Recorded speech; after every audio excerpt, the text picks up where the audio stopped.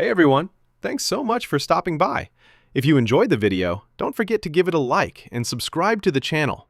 Now, sit back, relax, and enjoy. The death of Ace breaks more than just the world. It breaks fate itself. Thrown into the One Piece universe 10 years before canon, a grieving outsider meets a young Monkey D. Luffy and makes a single decision. This time, Ace will not die. As Luffy's journey begins far earlier than it should, the future slowly unravels, bringing Sabo back into the picture, exposing hidden truths like the mysterious A-Clan, and forcing the brothers to face a destiny that was never meant to change. With friendship, sacrifice, and defiance against fate at its core, this rewritten timeline becomes a battle not just against enemies, but against the future itself. Disclaimer: this story do not belong to me. The author is The Chronicle by ThiefofStealth. Respect to author. Chapter 21 Updated. East, and keep on going east. Days and nights, months passed, and I can feel my sanity slowly waning away. Takao is being a mother hen, and absolutely horrified when he came to my rescue, only to find me standing in the middle of bodies and pool of blood. Whose blood? Not even I know. All I know, it's the pool of blood that belongs to those corrupted Marines that brought the civilians miseries. It's strange. Playing around with the Marines is not enough. It makes me stronger each time I fight them all, but it's not enough. I make some of them bleed and it makes me stronger, but it's still not enough. I kill one of them and it makes me stronger, but it's still not enough. So I kill them all, and it's finally enough. For a while. It's strange. It's strange, it's strange, it's strange, strange. Digging into someone's chest and pulling out their still beating heart. Ah, how lively this person is. Ring it in my fists. Trickling red and warm. Ah, I get it. A life, in exchange for power. Is that what you want? Athalthalxel lives in exchange for power. I suppose I'll take that offer. I have to get stronger. Stronger and stronger, so I can keep protecting those I care about. With that, I can see that shrouded figure showing its toothy grin with a glint in its eyes. You're ready. Go east of the sea and shrouded in mist the island is tonight. Come to my temple, little A. Hearing that, I turn around to the front exit, not minding Takao's troubled expression as I walk past him. Once I'm outside, I look up to the full moon and think to myself, oh, how deep have I fallen? XXX. Going east to find this island shrouded in mist in the dark sea is pretty hard. The silence is thick enough to cut with a knife, with only the wind and the moon accompanying us. Takao didn't say much after he saw it, and my conscience is slowly returning that I kind of felt bad for making him feel troubled. But before I can apologize, Takao opens his beak. I suppose it was a good thing they're not good people. Takao suddenly says, to think they've been asking for extreme tax money toward those poor citizens, and even executing those who are unable to pay is unforgivable. So don't feel bad, Master Oris. To me, it's a justified act. I blink at that statement. A justified act, huh? To me, justice is just some bullshit human made up to condemn those not up to their standards. Crime and punishment. Justice and injustice. Hammer of justice, set of scales, blindfolds. Lady Justice. Rules and laws on papers, used to apply judgment to others in a black and white world. I'm not doing it for justice, just so you know. I calmly tell him, I'm just doing it for my own selfishness, for more power, so I can do my mission properly. I don't care about those shits. Takao let out a breathy chuckle. I know, Master Oris. That's just how you are. He says in finality. I didn't reply in return. And as if on cue, mist starts to cover our vision. We're here. Be careful to not crash into anything, Takao. I tease him and he laughs a bit. I'll make sure to give you a smooth ride, Master Oris. He replies. Navigating through the mist, I can see shadows of tall pillars or some kind of structures around, with some kind of complex designs and carvings. I watch them curiously and try my best to make them out, but for some reason the mist itself makes it harder for me to see well.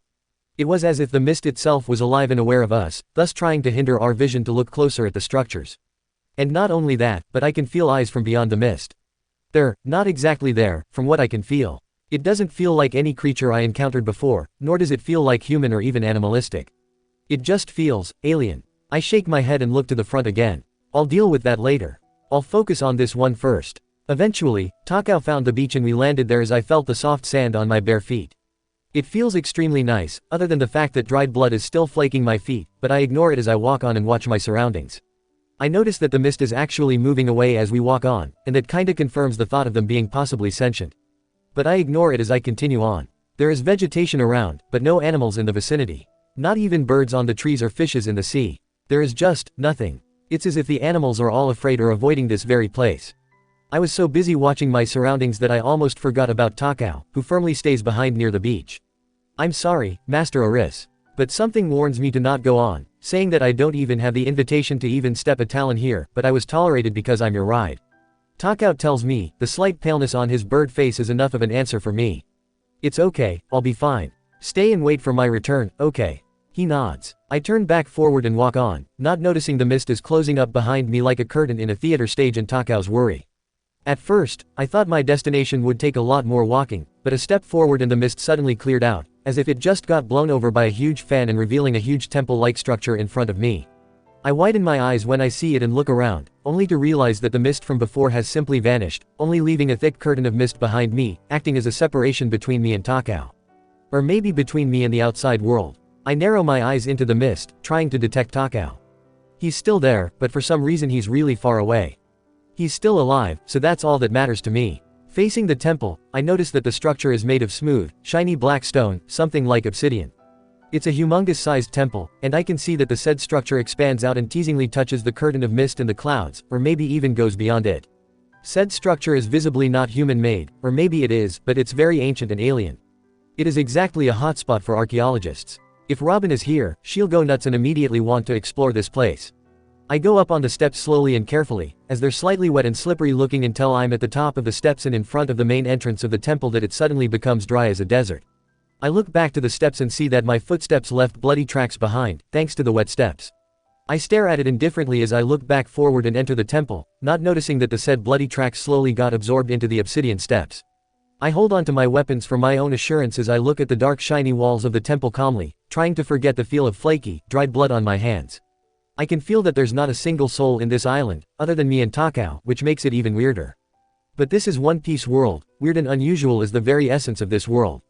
If they consider that one movie with that stupid, smiling flower of an abomination canon, this is practically nothing compared to that nightmare fuel. I quickly shake my head and shiver at remembering that damn movie's nightmarish images, deciding to just focus on the current moment. The temple is dark, and not because it's nighttime. It's dark and there's a thickness in the air, but at least the bright moonlight illuminates in through the gaps of the structure. The air makes it a little hard to breathe in, but it's still bearable for me to go on. I'm not that superstitious, but my homeland culture is and this absolutely doesn't scream logic. Then again, getting in contact with a sea god through dreams to meet it isn't exactly normal either. Still, while I don't really care for the supernatural, I know that I shouldn't mess with one. As I get deeper into the temple, I can somehow hear flute and whispers. I look around cautiously. I can feel something, yet there's no living presence around. I quicken my steps as somehow the whispers and the flute get louder around me, but as I enter some kind of room, they suddenly stop. I look back at the dark hall I was in, and shiver a bit when I somehow can make out shadows and glowing eyes in the darkness, but I ignore them and focus back on the room I just entered. The room is, well, like a temple. It's a circular type of room, with carvings on the walls and the floor. I can see that the carvings are kinda telling some kind of a story. A huge creature of the sea, people facing the said creature, and Earth. Or some kind of planet. There are carvings of stars and eyes, surrounding the said figures, carvings that are oozing with black tar and into the engravings on the stone floor. There's no roof, so the bright moonlight illuminates the whole room. There's a big stone table in the middle, with similar looking carvings on the big slab and the legs. And beyond the big stone table, there's some kind of opening, like a huge door without the door, and into another dark hall. Walking around the stone table, I continue on into the hall. There are more carvings and glyphs on the walls, seemingly delivering a continuous story as I keep on moving. I look at them curiously, but there's not enough light for me to really see what it's about, so I pay them no mind. The hall is curving and slowly going up. There doesn't seem to be any other rooms other than the first one, or they're just hidden from me, so I go straight into the end. Sometimes there are gaps and cracks on the walls, and I can kinda see the other parts of the island. It's no different than a normal, tropical island, other than there's a curtain of mist surrounding the island to cut it off from the rest of the world. After what seems like forever, I can see that I'm finally at the top of the structure. There's a huge window balcony that shows the expanse of the island. Just like what I saw from the cracks, thick mist covers the whole island, while the rest of the island is no different than a normal tropical island, if you consider humongous structures all over the island as a normal sight. Beautifully mystical and out of this world. I don't have to be a good artist to know that the whole place is a work of art by itself. And at the other side of it, stands a huge stone door with some kind of mechanism on it. There are many obsidian layers, as if the door is not made of two huge slabs of stones, but rather many pillars of stone acting as a gate of some sort. And from here, I know my final destination lies in the next room. Approaching it, I can see that the mechanism is a rather simple one. There's a single circular cavity in the middle with muddy prints on it. I don't really know what kind of prints, but as I take a closer look, they look like handprints that got stacked on each other. Seeing it, something clicked in me. There were previous ones before me. Uncertainty fills me as I take a step back to rethink this. Sure, getting stronger to prepare for the future is a great chance and opportunity, but there must be a catch here. I've read stories about the supernatural taking advantage of the mortals, and whatever happens to me now is basically just like those protagonists of the stories. The question is, am I willing to take this unknown chance for the sake of those two? Yes, I will. No questions about it. Glancing at a sharp-looking rock near my feet, I grab it and press it on my left palm while my left hand encloses around it. Taking a deep breath and slowly exhaling it, I quickly pull my right hand and hold back a grunt of pain as sharp pain cuts through my left palm and blood trickles out. Not having second thought, I press my bleeding palm onto the cavity, printing over the old handprints from who knows how long ago it was. The blood trickles down and into the gaps of the cavity until I hear something clicks and thumping behind the mechanism. I can feel some kind of tremors from the door, before the mechanism starts to move and seemingly unlock the door. Taking my hand away and taking steps back, I watch it in wonder and awe as the humongous pillars of the door slowly sliding down, revealing a room with literal galaxies on the walls and floor, or seemingly a reflection of one, as I can see it rippling like water from time to time. Not only that, a single path leads to the middle of the room and there's some kind of altar at the end. Holding my bleeding hand close to me and grip my pipe on the other, I slowly walk into the room. It's a very beautiful sight, but it's eerie at the same time. It's as if this place gives me the vibes that I don't belong here, that is if the sea god itself didn't give me the invitation itself. I look down at the galaxy floor, I can see the reflection of myself, but sometimes I can see other figures when it ripples. Are those reflections in the ripples my alternate selves? Or am I just tired for the night? Taking myself away from the edge of the path, I continue on until I'm in front of the altar. There's nothing but some kind of black ooze in it. Okay, so now what? Put your weapons in it, and offer your blood alongside them. Right, here goes nothing. Putting my pipe and wooden sword into the black ooze, I clench my wounded hand above it and let droplets of my blood become one with it. As my blood lands into the goo, the galaxies suddenly begin to ripple around until a very familiar planet shows up in front of me, with a familiar country I was born in. My homeland. Not the first time, but still fascinating, no. Now, pick up your new weapons. They are done. Looking back to my weapons, I realize that the goo is gone and my weapons are changed. They're not a normal pipe staff and a wooden sword anymore, but the pipe turns into a proper staff that's made of stone of some sort, while the sword turns into a familiar dagger with curved blade that seems to be made of the same substance as the staff. Picking them up and looking closer, noticing they're heavier than before. Pulling out the blade from its sheath, I see that the blade has patterns, just like the ones I knew back in my homeland, Karis. It has 13 luck, dark emerald green handguard, and obsidian hilt with glyphs of the sea creature I saw before in gold linings and small galaxies inside it. Unlike the dagger, the sheath is dark red in color, similar to the color of blood. The staff is like any other normal staff, but it has spirally glyphs instead, and this one is red in color and seemingly pulsating. Holding it up, it has almost the same height as me, maybe a little longer. But I'm still a growing child, so hopefully the staff can grow along with me because having a short staff doesn't seem fun. Yeshishishi, don't worry, little A. Those weapons of yours are literally you. You can bend their appearances at your will and will grow along with you. But can you tame them? Gripping both weapons in my good hand, I look at them sharply. If they're me, they'll know our main mission in this universe. If we come to a disagreement over that, I will discard them. I sharply reply, and I hear it laugh. Don't worry. None of that ever happened in the Sea of Time. I nod, good. I can't just discard them after all of the shit I sacrificed to get them. I reply, and somehow I can feel both weapons thrumming in reply. But still, having two weapons is great and all, but it'll be a pain to take them both at the same time. Can I combine them into one or something? So no double hard work. With that question, the ancient sea god laughs. Why don't you find it out by yourself? So I did. I press the hilt of the Karis to one of the ends of the staff, and then the obsidian suddenly starts to mold around the end of the staff and attaches itself there, like an octopus attaching itself onto the reef while the sheath starts to melt away and into the red linings of the staff. I look closer in awe as I watch it happen. I can also see the obsidian kind of pulsates or something, but touching it only feels like a normal gemstone. Awesome. Now I don't have to worry about losing the sheath or even the dagger itself. I comment with a grin as I twirl the staff in my hand and tap it to my shoulder, but what are they made of anyway? Sea stone. They are, but unlike those, this one is purely made of my blood. Twice the density and the hardness than those humans made. It's indestructible, unless you or I wanted it to be destructible. It's technically a legendary weapon then. But if it got stolen, what then? It will return to you if you order it too. You can control it however you want, even remotely. You can even see what it sees. You change its sizes however you want. Whoa, that's pretty awesome then. In fact, it's very awesome. I can just use it to do my job even easier. Okay, so I get awesome legendary weapons, and so what now? I ask seriously, what do you gain from this? Yeshishishi, it's nothing you should be concerned of, little a. You say that, but I've read enough stories about this particular shit. I argue back, just tell me. The voice is silent, but I can see it smiling widely with that mischievous glint in its glowing eyes. You will know in time.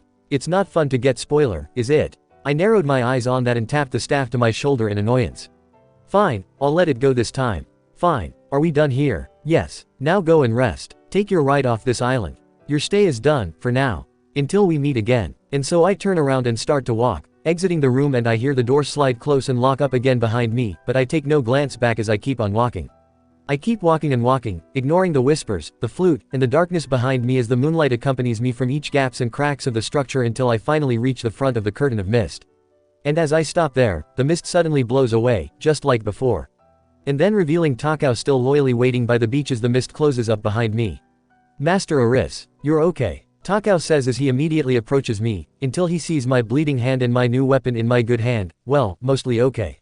I suppose something happened, he asks curiously. Yeep. I reply with the emphasis on the P, but we'll talk later. Owner of the island wants us to immediately leave, so we better go rather than messing with the ancient sea god. I tell him and he nods at that. I silently order my newest weapon to be as small as a toothpick so I can put it in my satchel. It slowly gets smaller and I see Takao is surprised, but he didn't say anything as I put it in. I was about to climb on his back, but he held me up in his arms and we immediately took off. And as we leave the island, the mist engulfs the island whole before vanishing away, leaving only the calm sea water behind, with no traces of the island. Huh, that's interesting. We fly to the nearest island and take a rest. Takao is tending to my wound after I clean myself up from the dried blood and mud by the nearest lake as I tell him about what happened and about the new weapons. I got awesome, custom-made legendary weapons from it. Now I can deal with those haughty dragons easier. I tell him as I show him the weapons, in which he immediately winces aback. Alright, I suppose it has the same substance as something called sea stone. Takao asks, seemingly uncomfortable at the existence of it. Even better. It's twice the density and hardness, so it's basically indestructible. I tell him and he hums in return. I can feel my power draining away even at this distance, so I believe that. Oh yeah, DF users can feel sea stone imbued things. I guess the denser it is, the more they can feel it. Well, I think we have enough excitement for today. Let's just take a rest now and we're off to Sabayati Archipelago tomorrow. I tell him as I lay down, we have things to do there, after all. Alright, good night, Master Aris. Good night, Takao. And with that, I drift off to sleep, for once not meeting that shrouded figure anymore in my dream, but the paint screams and the look of the dying people in my hands instead. Gasping out awake, I notice that the sun is already rising. It's dawn already. Sitting up, I hug myself to calm myself down. It's alright. It's all gonna be okay. Just a little more and I'll be home. Back to Luffy and Ace, back to my sun and my stars. Chapter 22 Updated. Going to the end of paradise is kinda hard to do, especially when you don't have log pose in hand. Flying over the red line is technically doable, said Takao. So we did, but I'm not doing that again. Not until we're off to Sky Island later in the future because my heart needs a rest after all of the excitement. But after that, we still decided to board ships, pirates and or marines as stowaways. In pirate ships, we're sneaky and stole their shits, selling their weapons and treasures, while being forward to marines by using puppy dog eyes I learned from the best aka Luffy to let me come abroad until the next island and stealing their shit at the end too, but mostly their foods. Sometimes we fly from one island to another, but the weather is too unpredictable, and I don't want to risk both of our safety so we decided to take the safe route. I test out my new weapon to mess with the marines is Garu, sometimes, but I mostly just control it remotely to deal with them before I reveal myself and join the fun. They're harder to deal with compared to the East Blues, considering they have at least 3 DF users in the group, but my weapon is practically anti-DF users, so everything is balanced. Eventually, the news of the genocide back in a certain East Blue Islands marine base spread around, but no news on how corrupt that certain base is, obviously. But not only that, I got myself a bounty. Or, Garu did, but 50 million berries. Seems overkill, but they did the same to Robin, so not exactly far-fetched of them. And still, no one bats an eye when I'm out during the day. I can hide my new weapon too, so even more hidden than before. Trying out the potentials of my weapon is pretty fun too. But controlling it remotely while doing something needs a lot of practice in the subconscious mind, so I usually practice it while writing letters for Luffy and Ace or while reading. Just simple movements like making it float or stand up can be quite hard to do. I try to find out how big or how small I can make it, but that never really ends well. Big size, it ends up so big it covers the entire island and kinda reaches a neighboring island, and we immediately hightailed from there.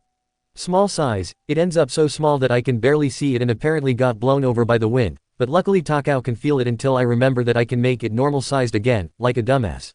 And for weight, I have no idea how to do it, as I don't think I need to, considering I can control it without drawbacks on how it weighs anyway.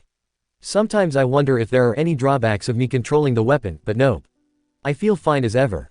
Other than headaches from trying to control it subconsciously, nothing really happened. Which makes it even more suspicious on what the fuck that, being a, get from this. Still, I'm kinda grateful for the weapons though.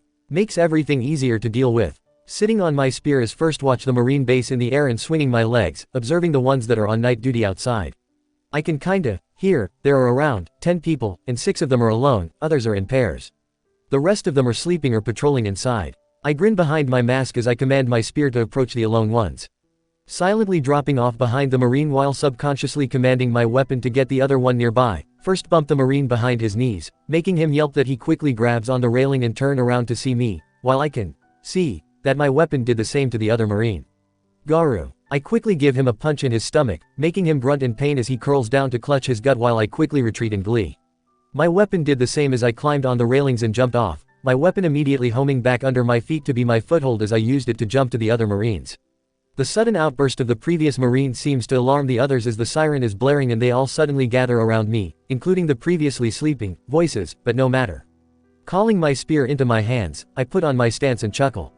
Many versus 1, aren't you being unfair? I'm just a child, you know. I ask as I observe each of their expressions. Fear, awe, serious, nervous, annoyed. They're so easy to read. Silence, Birdmask, Garu. Just turn yourself in peacefully and make everything easy for us. One of them, seemingly a high-ranking one, orders. I sigh in return in annoyance. It's not Birdmask, it's Dragon Hunter.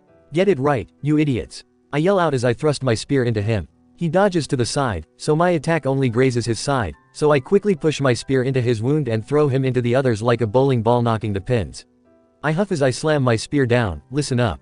It's Dragon Hunter, because I'm the one that will hunt down those celestial dragons until the end of time. They stole someone precious to me, and their blood in my hands will be the only suitable apology for that. So burn it into your brains, you pea brains. I exclaim out angrily as I put on my stance again. Gee, get them. As they all jump at me, I command my spear to grow huge and I use it to knock them all off to the side.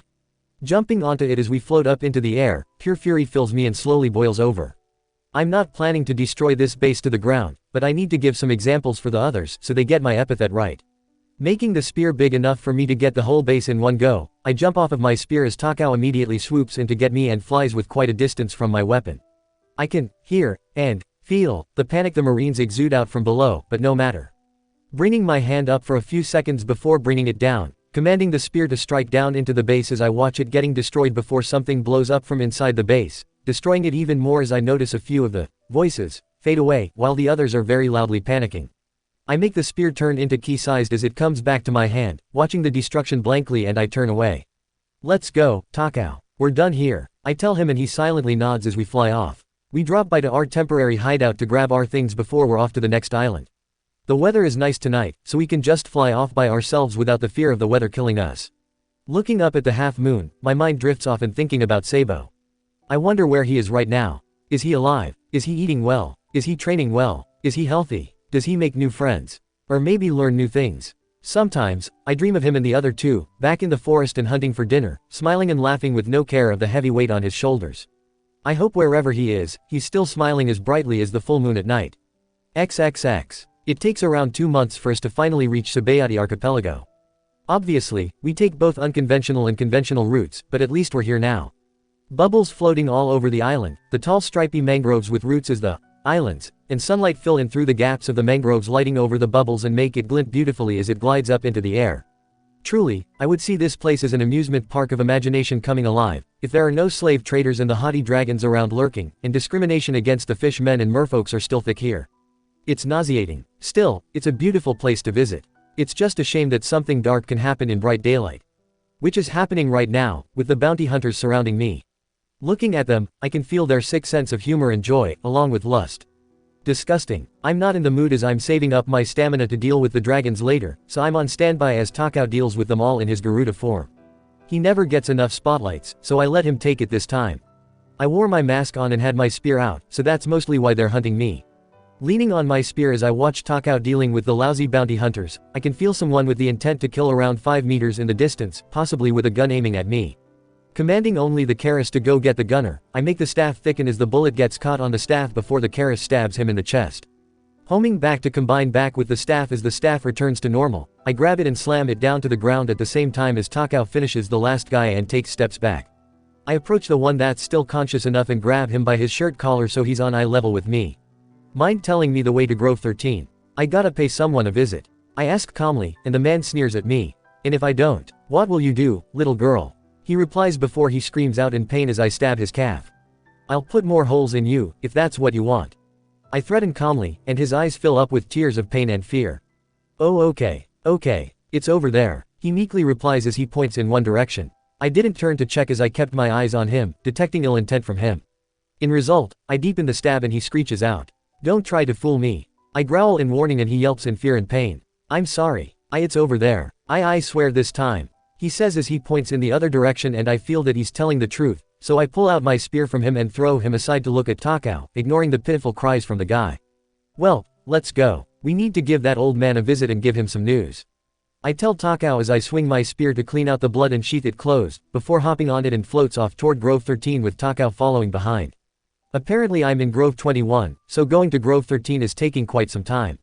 I play around with the bubbles that float around and turn one into a floating bag so Takao can take a rest inside while attaching it to my spear. Speaking of, I need to give my weapons a name. After all, giving it a name means giving it a purpose and a soul. I wonder what I should name these two. I would name my Karis, Crispati, because it's kind of funny to have a cameo, but I don't even listen to that particular band. I'll think about it later. Right now, I'll focus on finding Shaki's rip-off bar, and meet old man Rayleigh, if he's even in the bar at all. After dealing with more bounty hunters, we finally reach Grove 13 with blood splatters all over me. Fucking hell, what's with all of these bounty hunters after my ass for every 10 minutes? Give me a break. I need a good, warm bath after all of these shits and a set of new clothes. I've been stealing clothes all this time, so I can treat myself to a little fashion shopping and a haircut after this.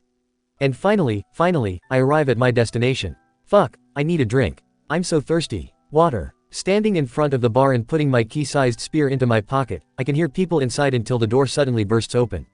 I quickly step to the side as something flung past me and I look back as it rolls down. Oh, it's a person. A pirate, maybe. Oh hello. It's nice to finally meet you, little Garu. I turn back and see the familiar lady with black bob-cut hair and a lit cigarette between her fingers. Shikuyaku. To what do I owe to this rare visit? She asks with a mysterious smile. Hello. I was just wondering if old man Rayleigh is here. I reply, and she hums in return. Unfortunately he's not home right now. He's been away for 2 months now. Shaki replies, may I ask why do you want to meet him? I don't mind, but I'd rather not say it outside. Can't risk my brother's safety. I answer and I can see her eyes glint in curiosity as she smiles. Well, I suppose we can talk inside, if that's what you want. She offers as she steps aside to open the path into her bar. Unfortunately I cannot sell you alcohols. She adds as me and Takao enter the bar and she closes the door behind her. That's okay. I don't like it anyway. And Takao is a bird. He has a special diet. I reply as I climb up on the stool and sit down while Takao perches on the one next to me. Sitting on a stool reminds me of Party's bar. I miss Makino. So, Shaki starts as she walks behind the counter to look at me. What's your business to meet Ray-san, Dragon Hunter, Garu? Ooh, she got my epithet right. I like her already. Oh, I just want to tell him that his former captain's son is my brother. But unfortunately he's not here, so I guess I need to find him first before I can go back home. I tell her calmly. I can feel her surprise by that, but she hides her facial expression well before she smiles as she taps her cigarette to the ashtray. Yes, unfortunately he's been away for 2 months. I don't know where he is or when he will be home. Shaki tells me apologetically. It's okay. I kinda figured that out. I guess he's probably selling himself to the auction again. I point it out and she chuckles in return. Possibly. She replies calmly. I guess that's my next quest then. Okay, I'll go get him home. It's a nice day to slay the dragon and rescue the princess, after all. Naihaha. I laugh as I hop off the stool. Takao, you stay here and I'll slay the dragons for you too, okay? Can't have people knowing you in broad daylight. I tell him and he nods in return. Turning to Shaki, I see that she's watching me in interest but staying silent. Do you have some ideas on where I should start my hunt? I ask her and she hums in thought. I suppose you can start at Grove 1. There's a newly opened one, and they have visited that one a few times now. Shaki answers as she takes a drag of her cigarette before blowing it out to the air. I heard today's main attraction is a giant, so there's a chance that they'll be there. Any particular ones I should be aware of? Let's see. Shaki drags another in and blows it up. I cringe a bit at the smell, but thankfully I'm masked, so she can't see my face. I suppose the Roswald family will be the frequent ones, but maybe the Jalmik family will come for a visit this time around. She replies and I clench my teeth instinctively. Jalmik, the one that shot Sabo. Hearing that, I smile at her. Okay. Thanks for the info, lady. I'll pay for the info with money after I go grab old man Rayleigh. I put Takao in your hands as a warrant until I bring him back home. You both can talk to each other if you want. Takao, I give you permission to tell her shits unless it's something embarrassing about me. Wish me luck. Have a safe hunt. Shaki bids with a wave of her hand and a smile, while Takao is looking at me silently with worry. I wave back at her as I take my key-sized spear from my pocket, commanding it to return normal-sized as I exit the bar and hop on it before we're off to the auction in Grove 1, both me and my weapon thrumming in anticipation to deal with the one that shot Sabo down. Well, if it's not him, I can still have my fun hunting my first dragon. Chapter 23 Updated. Now, arriving at the place is easy, but how do I enter the place silently? Was tempted to burst in like a meteor, but that would gather unnecessary attention and alarm the Marines nearby. In the later future, the reason why there's not a lot of Marines around will be because they're focusing on the incoming war with that old man Shirohige. But now, there's no war incoming. I guess I'll enter the premises as the guest. Putting on my nobility disguise, braiding my hair and covering my eyes with my long bangs, and hiding my mask and spear under the clothes, I managed to fool the staffs by saying that my parents told me to go here first and find them a good slave for myself because today is my birthday. I would puke after saying that, but I need to stay composed so I don't fuck this up. Once I'm given the number board thingy, I observe the guests until my eyes land on where the haughty dragons are. I don't recognize them and none of them is that bastard Jalmik. A shame, but better than nothing. Keeping my eyes on them, I stay at the back by the wall. I can't let anyone recognize my face, and I'm glad the place is dark, leaving only the stage lit up. And now, for entry number 5. A local old man by the name Ray. He may looks like a senile old man, but he's strong enough to do labor works. We'll start the price at 500.000 berries. Found the main quest second requirement. 550.000. 600.000. 655.000. He doesn't look that different now. He just has less white hair and it's slightly shorter than his official debut. Maybe less wrinkles too, but he's too far for me to take a good look at. 700.000. 700.000 berries for that gentleman. Any more bidders? Anyone? I raise my number and smile cutely. 1 million. I exclaim out, which gains surprised looks from the others. No one else seems to bid any more for old man Rayleigh, so his ownership fell to my hands. Well, I don't need to buy him to let him go. He can pretty much let himself go if he wants to, but he needs money to gamble, that's why he let himself get captured.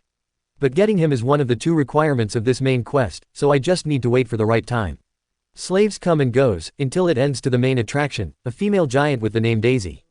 Poor lass is scared for her life as the crowd is cheering out for her, numbers flying through until the highest bidder bids for her.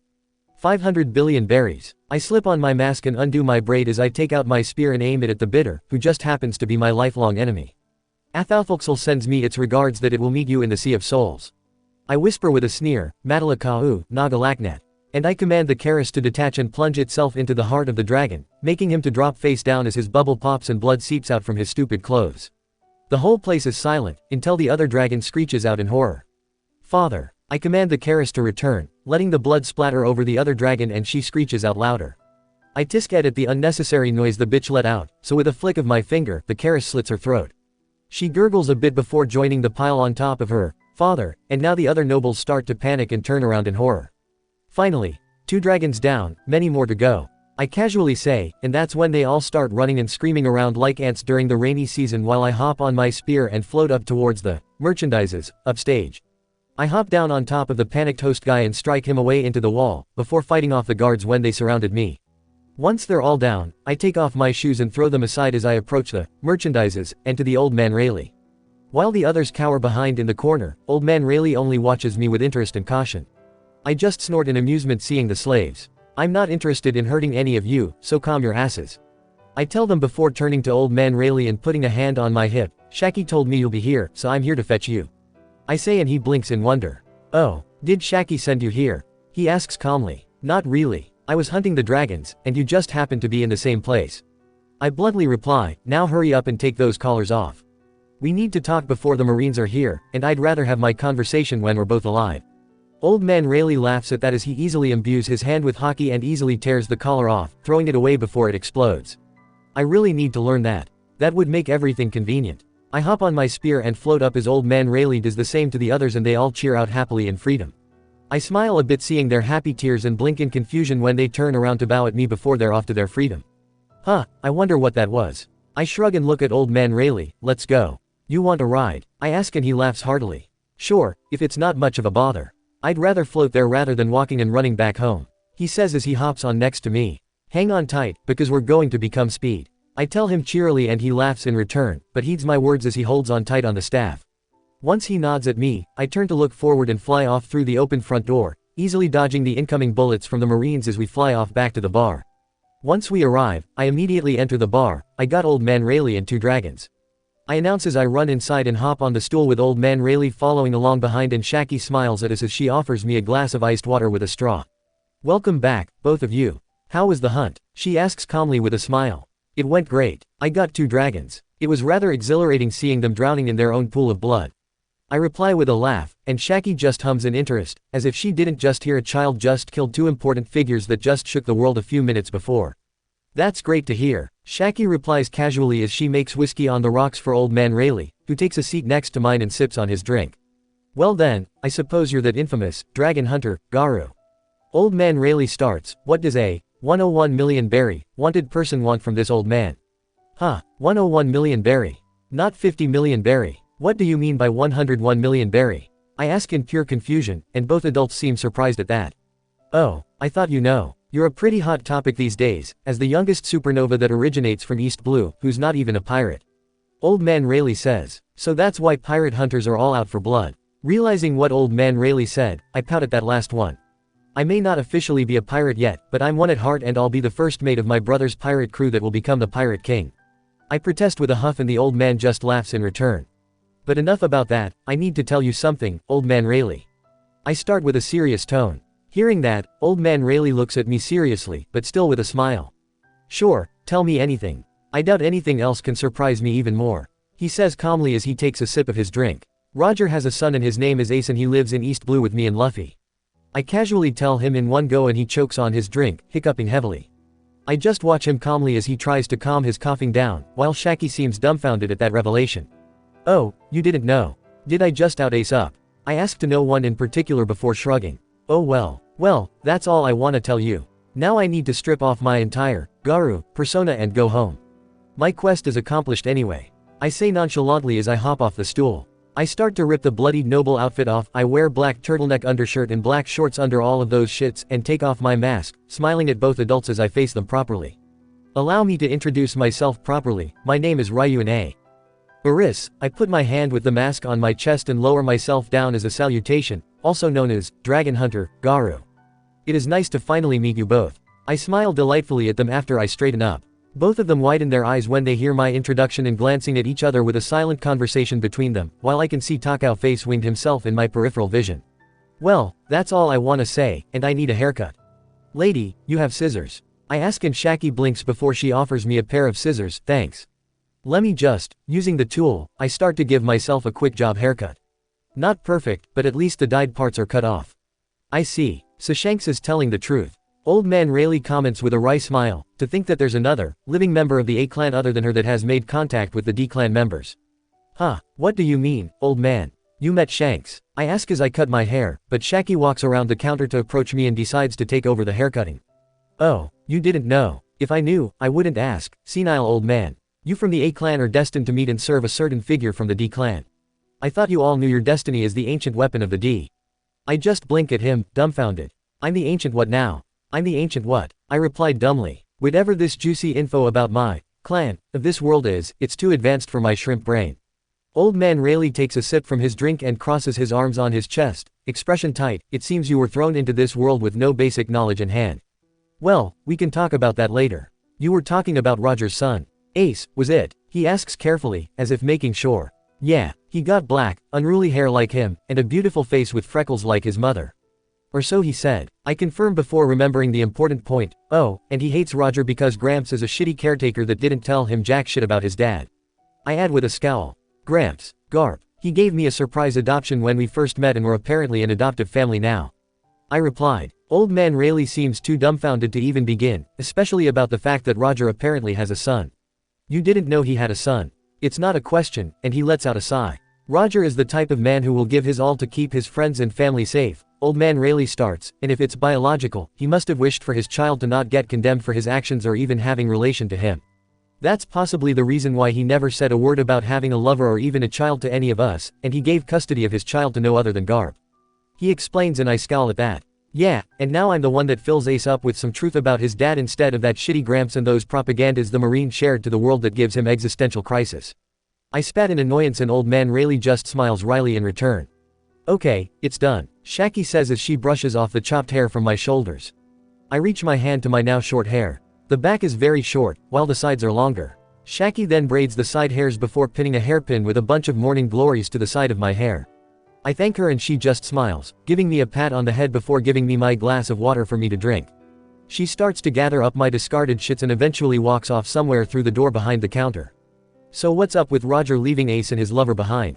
I ask, pretending to not know anything. Surely if he's that overprotective of those he cares about, he won't do that to them, unless he's dying.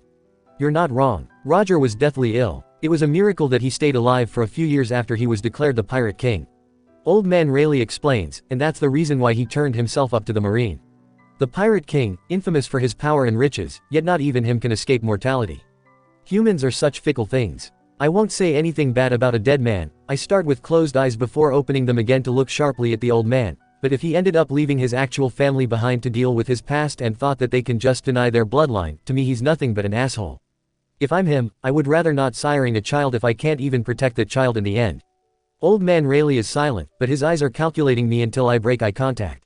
But I won't lie that I'm kinda glad he did. I huff and cross my arms on my chest, because we get to meet Ace. Even though he's broken, we can piece him back together and finish the job that he or even Ace's mom can't do. He won't be perfect, but that's okay. We love him and we're sure he loves us too, so that's all that matters.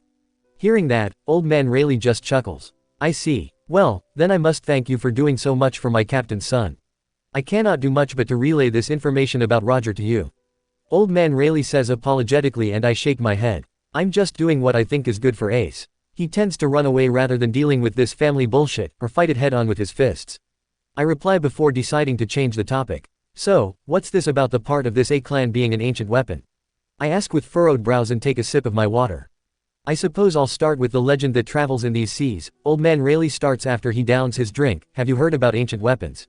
Yeah, I heard there are only 3, though. I reply and he seems impressed by that. Who, aren't you knowledgeable? Yes, there are 3 known ancient weapons, Pluton, Poseidon, and Uranus. Each of their own has the destructive ability to even destroy an island. He explains, but there is another one that's not publicly announced or even widely known. The ancient weapon that came from the otherworld that goes by the name, Discordia, a living ancient weapon that is fated to be the D-Clan's sole ancient weapon. Okay, that's a lot to take in but the old man keeps on going anyway. From what I know from an old friend, Discordia chooses their own master, and is blessed by this world's ancient sea god. Their power is gradually given by the god, and the closer they are by the sea, the stronger they will be. Old man Rayleigh continues, and once it reaches their maximum power, they can destroy an island with relative ease, just like the other ancient weapons. Despite that, he always said that she didn't need the god's power to destroy an island. Her magic power is strong enough to do so if she wanted to. He murmurs in thought, stroking on his beard. An old friend, Rain's spirit companion, who goes by the name of Puro. He's the one that revealed that there's a 4th ancient weapon. Rain and Puro. I need to meet them someday. Still, it's been decades since the last time I met the pair. Until now, I still don't know where they are after Roger left the crew. If that's the case, then I suppose Roger was. Old man Rayleigh nods. Yes, Roger was her master. He confirms, following her master, she left the crew along with him. That was the last day I saw and heard from her and Puro. But of course, I use the word master, but to Roger, Rain is his left-hand woman and to Rain, Roger is a close friend. Both of them are inseparable and always arguing that sometimes the Marine thinks that she's Roger's lover. Old man Rayleigh laughs as Shaki returns and lights a new cigarette. But before he can continue on, I raise my hand to stop him. So to put it simply, I start, the A-clan members are just otherworlders that are destined to have someone from the D-clan members to be the master. And we have the power of the sea god that basically allows us to destroy islands, or possibly the world, am I right? I explain shortly and he smiles. Something like that, yes. He nods. Considering you were thrown here without any basic knowledge on how it works, I think telling you the basics from what I've learned is your best bet to understand your standing in the world, until you manage to learn more as you live on here. Well, I'm just here to tell you about Ace and hunt some dragons, but thanks for the juicy extra info about my existence here. I tell him bluntly and he laughs in return. I see that Shanks is right about you. Your personality reminds me of Rain, in a way. Old man Rayleigh says and I blink as he continues. He tells me that there's this kid with 4 pointed star pupils in her eyes from the A clan that he found at the shore and bonded with another kid named Luffy in East Blue by the name of Aris, who is surprisingly very clever for her age. He states, I sure hope he didn't say bad shit about me. I comment, well, he did tell me that you're very short and small, and he fondly called you shrimp. He reveals with a laugh and I give him an unimpressed look at that. I'm gonna kick Shanks' ass when I meet him. And how he gave you his other treasure that Rain gave him, while his straw hat I believe was given to Luffy. Yeep, I still have his heart locket here. I confirm as I pull it out from my undershirt and fiddle on the golden heart locket, so this locket was given by this Rain person. I ask and he nods. It was a memento from someone back in her homeworld, I believe. Whoa, does that mean this thing is basically a thing with huge sentimental value? I sure hope I don't fuck up and loses it. I whisper with a nervous smile, but I shake my head and look at both adults. Anyway, my business here is done, and from what I feel, there are lots of Marines incoming. I need to bounce now. I suppose you shouldn't dawdle more than you should. Old man Rayleigh nods and I reach for my satchel. I grab my money bag after I put the mask inside my satchel and give it to him with a grin, my payment for buying you. I tell him when he gives me a confused expression, before he lets out a bark of laughter. Slipping on my satchel and taking out my cape jacket, I put it on and grab my spear. Letting the keris to detach, I revert them back to their old forms and I attach the pipe to the buckle on the back of the jacket, while the short wooden sword is in my satchel. This way, my disguise is complete. Well, I'll be off now, old man Rayleigh, Lady Shaki. Let's hopefully meet again in the future. I tell them and walk up to the front door as Takao flies off and perches on my shoulder. I look back at them with a grin. I'll send Ace your regards. I promise them before I exit the premises. Once we're outside, Takao hops off from my shoulder to transform into his fully bird Garuda form. He looks just like his normal self, but much bigger. Hopping on his back, I grin. Our last destination, home. Die, you damned dragon. Chapter 24 updated. Apparently our journey back home is much faster compared to our journey from East Blue to Sabayati, as it only takes us around 2 months to finally reach back home. With my new look, no one really recognized me or even was able to relate my connection to Garu. I read the newspaper the day after my hunt. Apparently my bounty was raised to 500 million berry. That's a huge leap, but that's to be expected if you kill 2 celestial dragons. Throwing a candy into my mouth, I crunch on it as I read a section of the newspaper where it says that Marine is doing a worldwide search for Garu, after the criminal's apparent disappearance from Sabayati Archipelago. And from the info about my apparent clan, I decided to name my weapons Deimos the Keris and Phobos the Staff. Both weapons thrum in agreement and I suppose that settles the problem of naming them. I'm laying low, so I didn't do any infiltration into marine bases and just spent most days reading and hunting for mushrooms. With types of mushroom, book in hand, I began to hunt the edible ones for me to eat, and the medicinal ones for me to sell. Takao is a carnivorous bird despite the fact that he can change his appearance into a small bird, so he doesn't eat anything but meat-only meals and all the mushrooms are for me to eat. I wonder what will the boys react when I'm finally home. Will they be angry? I did miss their birthdays this year, so that's possibly one of the reasons. They might kick my ass for leaving home, that's for sure. Or Ace will, considering Luffy is too much of a sweetheart and a crybaby to do that because he'll be too busy crying and clinging to me. I chuckle in anticipation when we finally see Dawn Island. There are plenty of windmills in a village, so it must be Fuchsia Village. Let's drop by Makino's. I miss her. I tell Takao and he nods as he glides down to Party's bar. I see there are some people around and they seem dumbfounded to see a huge blue bird with a kid on its back suddenly landing near the bar, but I ignore them as I enter the bar excitedly. Makino. I'm home. I exclaim out when I see her behind the counter, and she widens her eyes in disbelief and relief. Aris-chan. I run up to her and give her a hug, in which she returns it tightly before we pull away and she crouches down to check up on me. Where have you been, Aris-chan? Makino asks softly. I've been on an adventure. I've had it, so I'm going home. I simply tell her, I don't bring any souvenirs from the Grand Line though, so sorry. I add and she just giggles in return before shaking her head. Well, I'm just glad you're alright, and your new haircut fits you. She says with a sweet smile and I blush a bit at that compliment. Thanks. I sheepishly reply as I play around with my braided side hair and Makino just smiles at that. Well, I suppose I shouldn't delay you any longer. I'm sure Luffy and Ace-kun are waiting for you. She says and I nod. Yeah, I'll see you around, Makino. I bid her as I ran off outside, where Takao is still patiently waiting with the villagers looking at him curiously. Let's go home, but I'll walk there. I tell him and he nods as he flies off and I walk toward the forest. Guiding myself through the forest using what seems like kanban haki, kinda convinced that it is, I can feel the presence of the animals around. Avoiding places with dangerous ones, I navigate myself through the forest at ease until I finally see Dayton's crappy shack. Luffy and Ace don't seem to be in the shack. Only Dayton and the other bandits are inside. Takao perches down on my shoulder as I stand in front of the door and knocks. I can hear shuffles and lots of thumping before the door gets ripped open, revealing a very familiar orange head with her usual grumpy face before it slowly distorts into disbelief. I grin at Dayton. Heyo. I'm home. I greet her and quickly cover my ears as she immediately screeches out in either disbelief or shock. Dayton, you're too loud. Calm down before you pop a vein. You're not that young anymore, you know. I tell her calmly and she seems annoyed by that as the other bandits start to gather up and seemingly as shocked as her before. And whose fault was it? She asks in annoyance and I blink at her. Is it Luffy? I reply dumbly. It was you, you stupid brat. Well anyway, where are Luffy, Ace, and Flame? Are they in High Town? I ask Dogra who shows up behind Dayton, ignoring her outburst and that seems to annoy her even more. I suppose so. I'm sure they'll be home soon enough. He replies and I hum. Well, that's fine. I'll just wait here for them. I want a warm bath and a nap. I say as I walk past them all to my room. Takao flies off from my shoulder to his nest, stretching out before making himself comfortable as he gives himself the rest he deserves. I take off my things and put it in my corner before exiting the room and walking to the bathroom. I need to prepare my own hot water, so I'm doing it manually because Flame isn't here. Once the fire was lit, I left the bathroom and went back to my room, grabbing myself a towel and cleaning clothes. They seem to be a little smaller than I remember, so I guess it's just me getting bigger. I give myself a good, warm soak and it feels heavenly. I miss a good, warm bath in a barrel. After a nice bath and wearing my old clothes, I go back to my room and slip into my mattress of a bed before drifting off to sleep, fatigue suddenly overwhelming me. For the first time, I don't have nightmares of those I killed. XXX. We're back, Luffy announces loudly as he, Ace, and Flame enter the shack with their hunt for the day. Is Aris back yet? He asks with hopeful eyes and Ace just lets out a sigh. Luffy has been asking that every day for the whole year now, and despite the answer remaining the same, he keeps asking Dayton and the others when they return. He's about to tell Luffy that no, Aris is probably not back yet, but Dogra beats him to it. Aris is asleep in the bedroom. She seemed exhausted when she arrived this afternoon. He replies and yelps when both boys grab him by his collar and looks at him intensely with bloodshot eyes. She's back. Where? They ask in sync and Magra seemingly regrets his decision to tell them.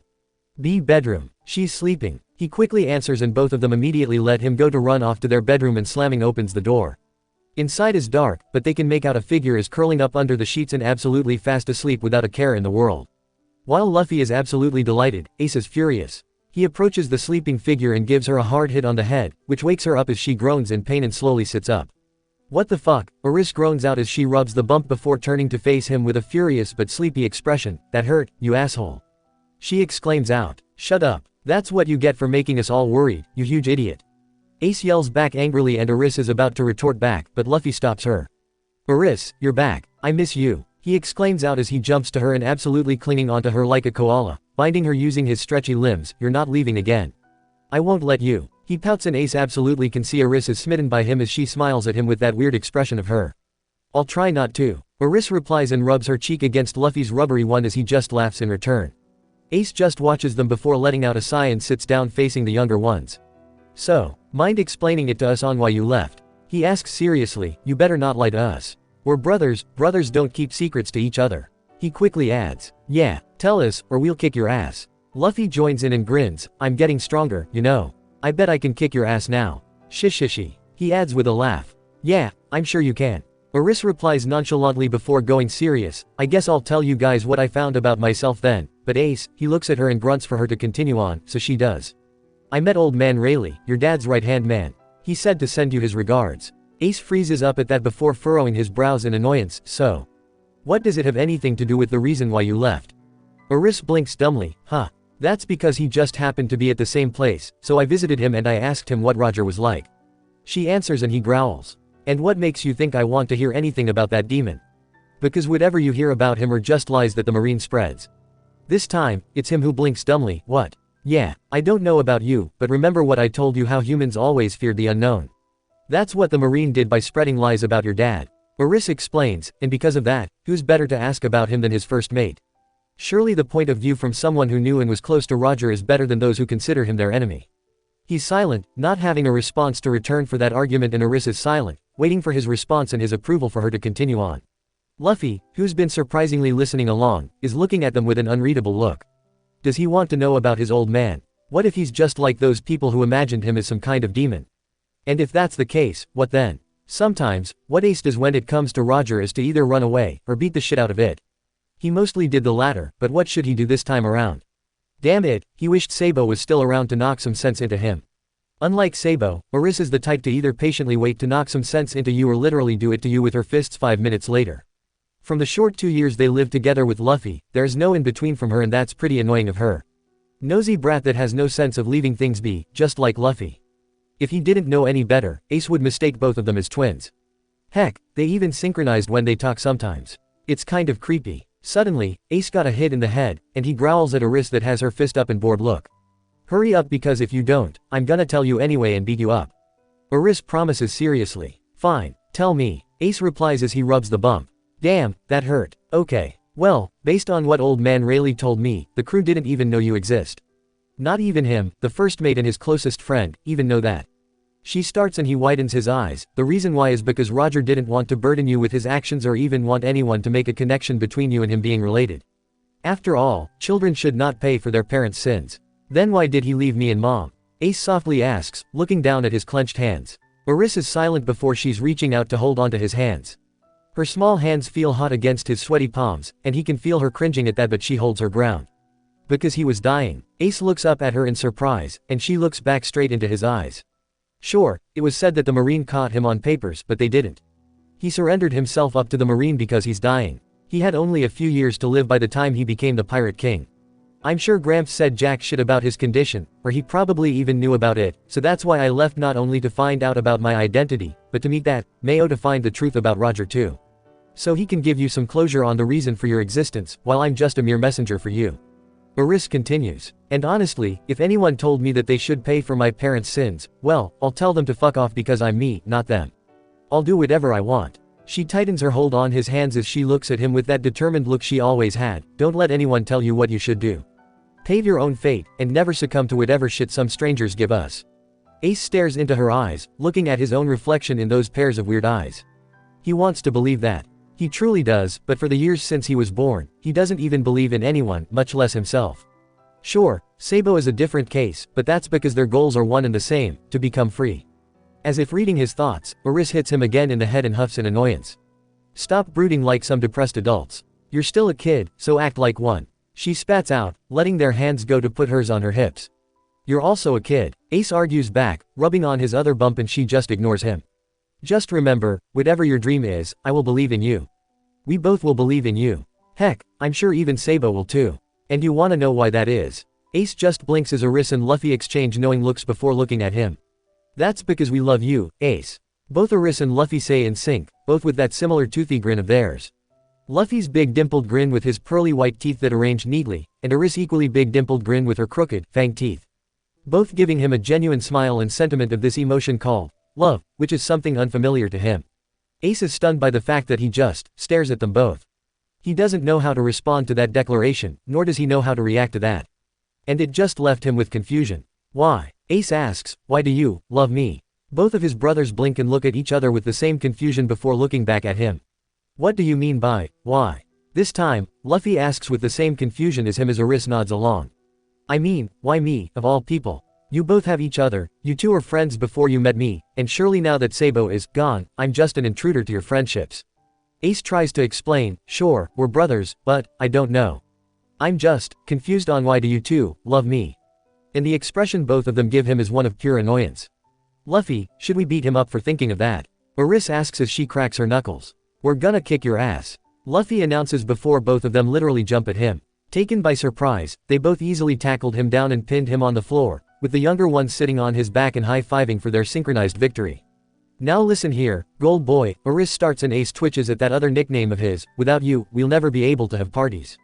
And I'm sure Luffy doesn't want to have parties without you. Heck, a party with only 2 people as participants is not fun. That's super boring. 2 people hanging out isn't a party. That's right, I don't want to have parties with only Aris. It's not fun and Aris can't even play music for the party. Luffy adds and Aris nods in agreement. I can't either. So you guys should find a new guy to play the music. Ace argues back and Aris hits him in the head. We'll do that later after we both set sail. Until then, you're stuck with us. Aris replies with a huff. Yeah, it's gonna be fun, Luffy adds excitedly. Ace doesn't know how to respond. Sure, he hates himself, but he hates it more to disappoint those he cares about. Ever since Gramps dropped these two brats here, they easily filled up the empty hole in his chest. Sabo filled it up at first, but it was still not enough. And then his confidant is gone, leaving that part of the hole empty again. With the younger ones happily chatting while still sitting on his back and him lost in thoughts, Ace has come to one conclusion. That maybe living on for them isn't so bad. So Aris, did you manage to find out your identify? He hears Luffy ask and he can see in his head that Aris is rolling her eyes. It's identity. And yes, turns out I'm an otherworlder and the ancient weapon of the D. Aris simply replies, giving movements that he thinks is a shrug. Dunno much about the latter one, but that's one mystery solved, I guess. Ancient weapon. What's that? Some ancient weapon that can destroy an island, I guess. Dunno how accurate it is, though. That sounds cool, but you're not a weapon. I don't mind being one, if it's for your safety. You know, being a sofa for two preteens while they're having conversations is not a good pastime for Ace. He pushes himself upright with a war cry as the younger ones roll off of him with a yelp, before giving them a hit on the head each. That's what you get for making me your sofa. Ace huffs in annoyance while both Luffy and Aris just pull out their tongue at him before going back to their previous topic of conversation. Seeing that, Ace just shakes his head in amusement and endearment. He supposes, loving some people and letting them love you back isn't so bad, after all. Disclaimer: this story do not belong to me. The author is The Chronicle by Thief of Stealth. Chapter 25 Updated. Did you cut your hair? Luffy asks me during dinner and I nod. Yeah, old man Rayleigh's life partner helped me with it too. I reply with a smile. You look like a girlish boy. Ace comments as he takes a bite of his meat and I shrug nonchalantly. That's okay. At least I'm second of the cutest here after Luffy. I say confidently with a cute pose and Ace looks like he wants to puke. You, second of the cutest. Don't make me vomit. He spats with a scrunch of his freckled nose and I frown at that. Just say you're jealous of our cuteness. I tell him with pity and he looks ready to strangle me for that. Well, I think Aris looks great with new hair. Luffy says with that big smile of his, now nothing can get tangled up in your hair. He adds, ah, yes, the beauty of having long hair while living in a jungle like apes, you'll get things tangled up in your hair. A lot. At least now I can pass to being boys like you too. I point out before remembering about puberty, or not. It's almost time for puberty and my boobs might get bigger. It'll be hard to hide them. I add as I take a bite of my meat and chew on it. So, they're just lumps of meat, aren't they? Ace asks with a raised brow and Luffy nods. I blink at that and hum in thought. You're not wrong. Well, who cares about that? I have new hair and look cute as hell, and that's all that matters. I exclaim and have a hearty laugh for myself. Ace doesn't seem impressed about that, and Luffy is being Luffy. But enough about that, how's your training? I ask, changing the topic and both boys' eyes light up. It's doing great. I can kinda aim better, but I still can't beat Ace. Luffy pouts unhappily while Ace smirks smugly. Obviously, even if you can aim properly, you still won't beat me. He says and I roll my eyes on that. Yeah, we'll see about that tomorrow. I tell him with a smirk, I'll tell you about my journey tomorrow after we do our sparring session, so we should sleep early today. Okay, hurry Ace. Let's eat faster and then sleep. Luffy exclaims out as he starts to grab whatever meat nearby to shove it into his mouth, including mine and Ace. Hands off my food. Don't you dare take my food. And then we both tackle the rubber boy down before he inhales all of the food while Dayton just watches in annoyance that it becomes too noisy again. The next morning, I wake up to the boys shaking me awake. I blearily open my eyes before detecting the intent to hurt, so I quickly move my head to the right just in time as Ace punches the spot where my head was before. What the fuck, Ace? I yell out and the preteen boy just blinks in return, seemingly impressed. Stop sleeping. You need to tell us more about whatever you were doing for the past 1 year and 3 months. Ace says as he stands up and starts to walk out of our bedroom. I groan as I sit up, not minding the fact that Luffy immediately glued himself up to me. Talk about a rude awakening call. I grumble as I stand up and follow Ace, with Luffy in tow before noticing that Flame and Takao are nowhere to be seen. Where are Takao and Flame? They're outside. I guess they're just hanging out. Ace replies, not looking at me as we jump off to the floor below and I hum in return. Well, I suppose that's to be expected. They've been together since they're babies. I comment, I guess we'll just go without them this time. Let them hang out. And we did. We still ignore Dayton's shouting to make us do house chores as we run off outside, the boys grabbing their pipes on the way. Halfway to RSS place, both boys just noticed that I didn't bring along mine. Where's your pipe? Luffy asks curiously. Huh, oh, I forgot to grab it. I nonchalantly reply before shrugging, it's fine. I can call for it later. I'll show you guys something cool later. I tell them, something cool. I can't wait. Luffy says excitedly and I smile in return. I bet it's nothing. It's just cool enough to impress Luffy. Ace rolls his eyes with a teasing grin, and Luffy is not impressed as he lets out a, hey. While I just laugh, we'll see about that. I grin as we keep on running until we finally arrive at our usual SS spot. Okay, who's going first? Both Luffy and Ace start first. I watch them going at it and clapping when Luffy manages to aim and lands a hit on Ace, but laughing when Ace grabs his stretched arm to throw him over the shoulder to the ground. The rest usually ends the same, and I just laugh my ass off watching it while Luffy is yelling at me angrily. You can aim, sure, but your stretched limb is too vulnerable for your enemy to grab. I tell him as I approach him and gently pat him on the head. He's getting taller. You need to practice to pull your limb back before the enemy can grab it. Come on, practice it on me. I tell him as Ace walks to the side, watching us. Okay, brace yourself, Maris, because I'm gonna kick your ass. Luffy announces as he starts to swing his arm around and I put on my stance with a grin. It's been a while since I used only my body to fight, so I might be a little rusty. I comment as I ready my hands and curl my fingers a bit, making the impression of tiger claws.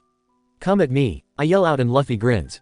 Gomu Gomu no, pistol. I can feel that he's aiming to my right, so I quickly move to the left and about to grab his stretched arm, but he quickly pulls back and manages to miss my grip as he falls to his back from the recoil and I grin wider.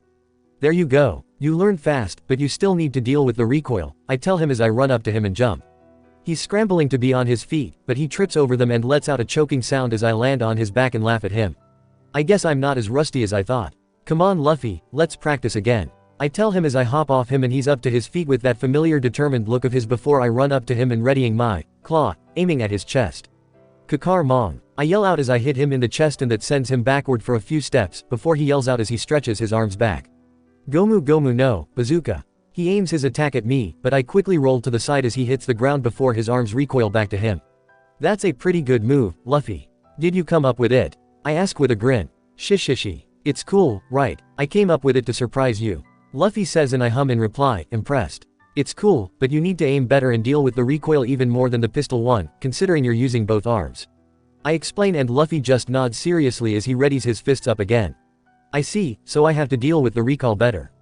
Got it. No you don't. It's recoil. I correct him and he nods. Yeah, that. After that short talk, we continued with our sparring. He managed to land several hits on me and threw me off a few times, but the same thing can be said to him.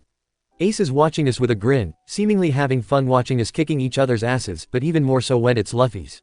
Dodging his punch, I slide under his arm to aim my strike to his chin, which makes him fly into the air before the gravity pulls him back and he starts crying out in pain, which is concerning. That hurt. Why did that hurt? I'm made of rubber. Luffy cries out and I just blink in confusion before looking at my hand that's somehow coated in black that shifts in and out before it's completely out. Okay, that's definitely Buso Haki. What the hell? There's no way in hell I should be able to do that.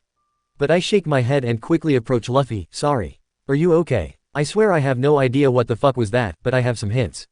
I tell him as I start to fuss over him, who pouts unhappily at me as Ace approaches us too. That hurt. What was that? Luffy asks while rubbing on his chin. It kinda felt like when Grandpa hit me. He adds and I do my best to not look him in the eye as nervous sweat starts to pour out and Ace is absolutely giving me the suspicious look. Well, I guess I kinda use the same power that Gramps used on you.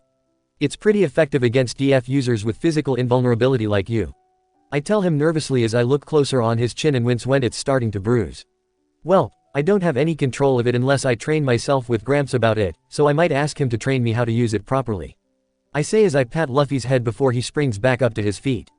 Damn it, that's not fair that you get to have the same power as Grandpa. You cheater. Luffy accuses and I give him a chop on the head for that. Thankfully, there's no black coating with pink coral sheen on my hand, so he's not harmed. It's not my fault I just happen to have the same power as him. If you train with him, I'm sure you'll be able to learn it too. I huff in reply as I cross my arms and look away, while Luffy is still being petty about it until Ace breaks it off. Alright, break it off, you brats. Oris is the winner, he declares, but none of us actually hear him as Luffy keeps being petty. Cheater, cheater. Oris is a dirty cheater. Luffy mocks me while making faces and it pisses me off, but I'm more mature than him so I calm myself down. You're just jealous. Jealous dumb head. And I ended up replying him. What did you say? We both butt heads with each other as I can even see sparks between us. I can hear Ace letting out a sigh before approaching us to give us a hit on the head, but I quickly move away so he punches Luffy's head in empty air. He doesn't care. Stop fighting, you idiots. It's my turn to spar Oris. If you want to fight her again, try again tomorrow. Ace tells him and Luffy just, HMPH. In return, he just rolls his eyes before turning to me, whatever you just did, I can still kick your ass. He declares with a smirk. Seeing that, I smirk back at him. Oh yeah, we'll see about that. I challenge him as we gather back up in the center and facing each other with a good space between us. We watch each other's movements before we both jump at the other. I quickly parried his punch, but his kick got me on my side and threw me off. I quickly recollect my composure and roll to the side as he stomps the spot I was before. I ignore the pain on my side to be back on my feet and take steps back to give space to myself from him. Unlike Luffy, Ace is a wildcard when it comes to fighting, or at least he used to be. He's cunning and unpredictable at times, but I'm glad I'm very observant when it comes to reading people, even though sometimes I tend to forget about it. And now that I can even see him even clearer, his movements are even easier to read because most of his movements are filled with intent. But still, sometimes I get too overwhelmed and get blinded by it. He runs up to me and throws a punch, but I quickly parry it and grab it, using his arm to throw him over my shoulder to the ground.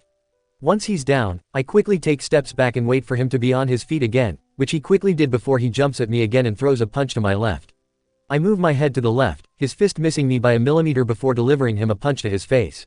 But like the smart, brawler type he is, he gives me a kick on my shoulder at the same time and I grunt in surprise and pain at that. I quickly take a step back as he gives me a bloodied smirk and I grin back while rubbing on my shoulder. He waits for me to make my move, so I run up to him and ready my claws. He's ready to block my attack, so I quickly take a side step and jump at him, grabbing him by the neck using my arm to throw him down to the ground. And then he proceeds to elbow my back using that monstrous strength of his. I growl in annoyance and pain as I kick my legs up and pin him using my body weight in return, crushing him down, but that didn't hold him down for very long. Sparring with Ace will always end up as a long sparring match instead of 50 matches like when against Luffy. And because of that, the rule was changed to, whoever managed to throw the other down to the ground longer, they W in times 50. It's a better rule for us both compared to 50 short matches. But unfortunately for Ace, I kept tally on my wins and I'm currently way ahead of him, and I can see him getting frustrated by each loss and I smirk at him. Come on, is that all you've got? Just because I left for a year means you can slack off. I taunt him and that ticks him off as he lets out a roar and jumps at me with a kick to my head, but I easily step aside and punch him a few meters away into a tree, resulting in my victory. I cheer for my victory and Luffy follows suit, while Ace himself pushes himself up and doesn't seem happy that he lost, but he pretty much accepted it. Fine, you win today, but I will kick your ass tomorrow. Ace promises and I just grin at him. I'll be waiting for that. I reply and he returns the grin as Luffy literally bounding away and gluing himself up to me with those sparkling, amazed eyes of his. Oh, he's super cute. Sparring is over. Time for you to tell us your adventures. He states and I roll my eyes at him endearingly. It's sparring. And yes, it's story time, so gather up and sit down. I say as I sit down on the grassy ground, and the two boys follow suit with that anticipation in those dark eyes. But suddenly, I feel nervous. What will their reaction be? Especially after they know that I kill people. What if they hate me for that? What will I do then? Will I lose my goal and dream then? If so, should I get myself a new dream then? Baris, you're thinking too much. Luffy comments calmly, and that snaps me back to reality. Oh sorry. I was, readying myself. I reply as I scratch the back of my head sheepishly.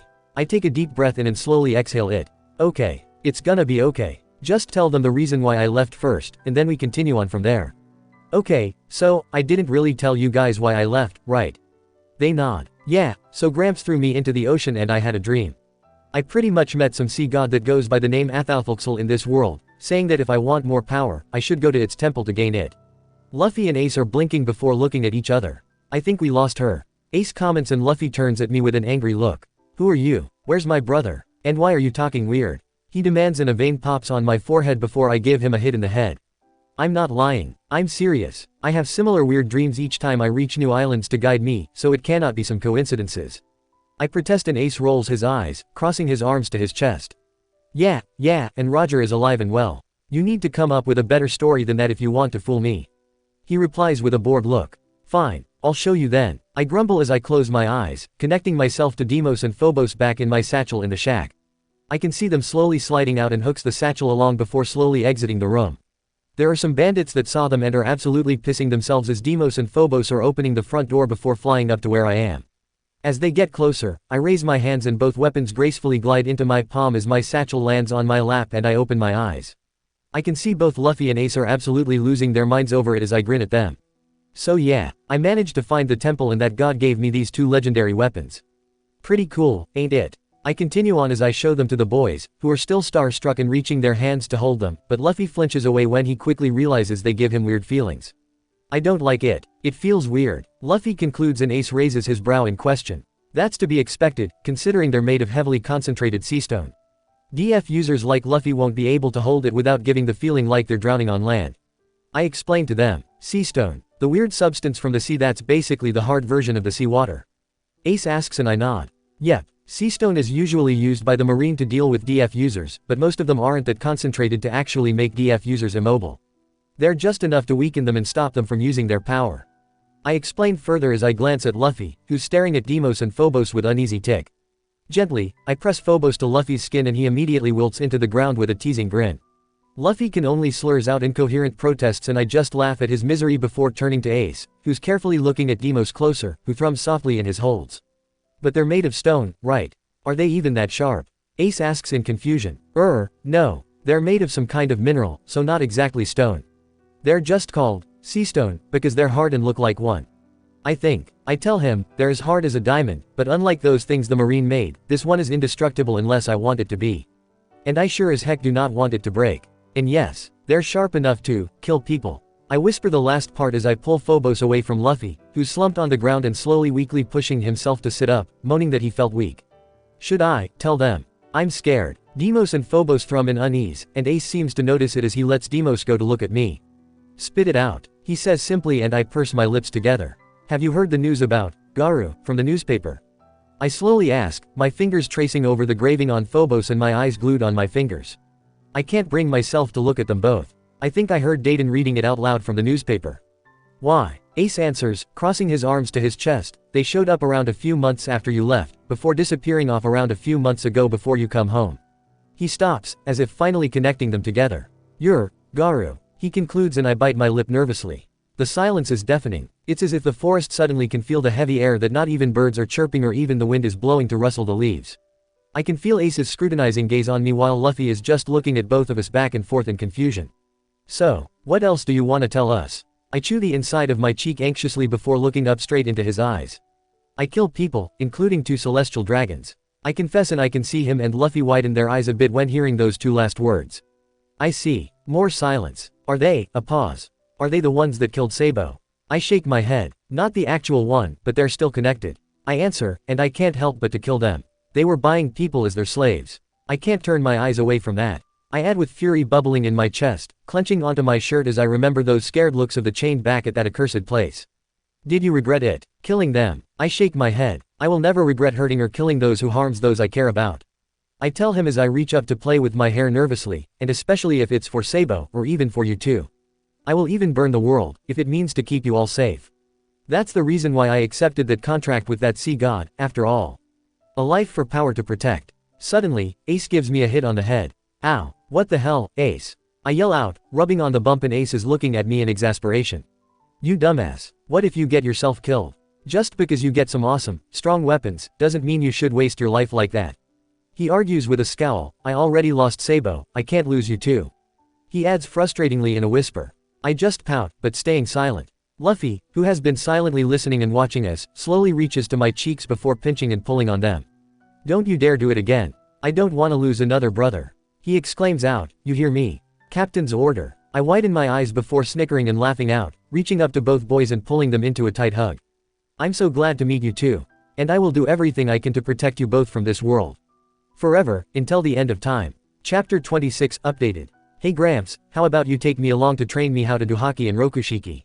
Gramps, after beating us up to pulp and then happily drinking sake, chokes on it and coughs for a few times while I just stare at him with a bored look. Stop choking, Gramps. I didn't ask you to choke on your drink. I add with my hands on my hips. Give your grandpa a small break, can't you? Garp says and coughs for one last time before turning to me, so what's your reason for wanting to train haki and even rokushiki? In fact, how did you even know about the latter? He asks curiously. I need to get stronger. Strong enough that I don't need weapons to fight. So my body is the weapon itself. I tell him, ignoring his second question, I know you used haki when you torture us, especially against Luffy, and I know you used it to detect our own haki. So take me. Garp looks at me, reading my expression before grinning. Then I take it you wanna be a ma. Absolutely not. I'll slaughter them all if you even think or mention it once more, and especially those who murdered Sabo. I snarl at him with a death glare, and his grin immediately disappears. I did it once, and I will keep on going until none of them remain. I add and he frowns. He knows why and how Sabo died. I told him in fury and tears when he came to visit a while ago, and he looked absolutely saddened by it before apologizing to the three of us. That was the only time he didn't immediately taunt us to death, but instead being a grandpa that he is for once. He also knows that I'm Garu. I told him too and he looks absolutely conflicted about it, but ends up deciding to turn a blind eye on it. But enough about that, right now, I want him to take me along and train me for real.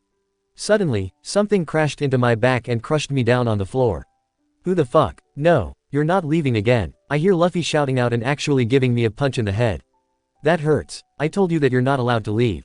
Captain's order is absolute. He adds angrily. How did you even learn the word absolute? You know what, I'll ignore it this time, but listen up Luffy. I push myself up and Luffy just clings to my back, like a baby monkey that he is, but I let it slide as I continue. I know I said I won't leave again, but I need to get stronger. I tell him and I can feel him getting angrier by the second. No, I won't let you. And then he proceeds to tie my body up using his rubbery limbs tightly. Luffy, no. I purse my lips as guilt forms in my chest. I don't like it when I make Luffy upset, but I need to do this.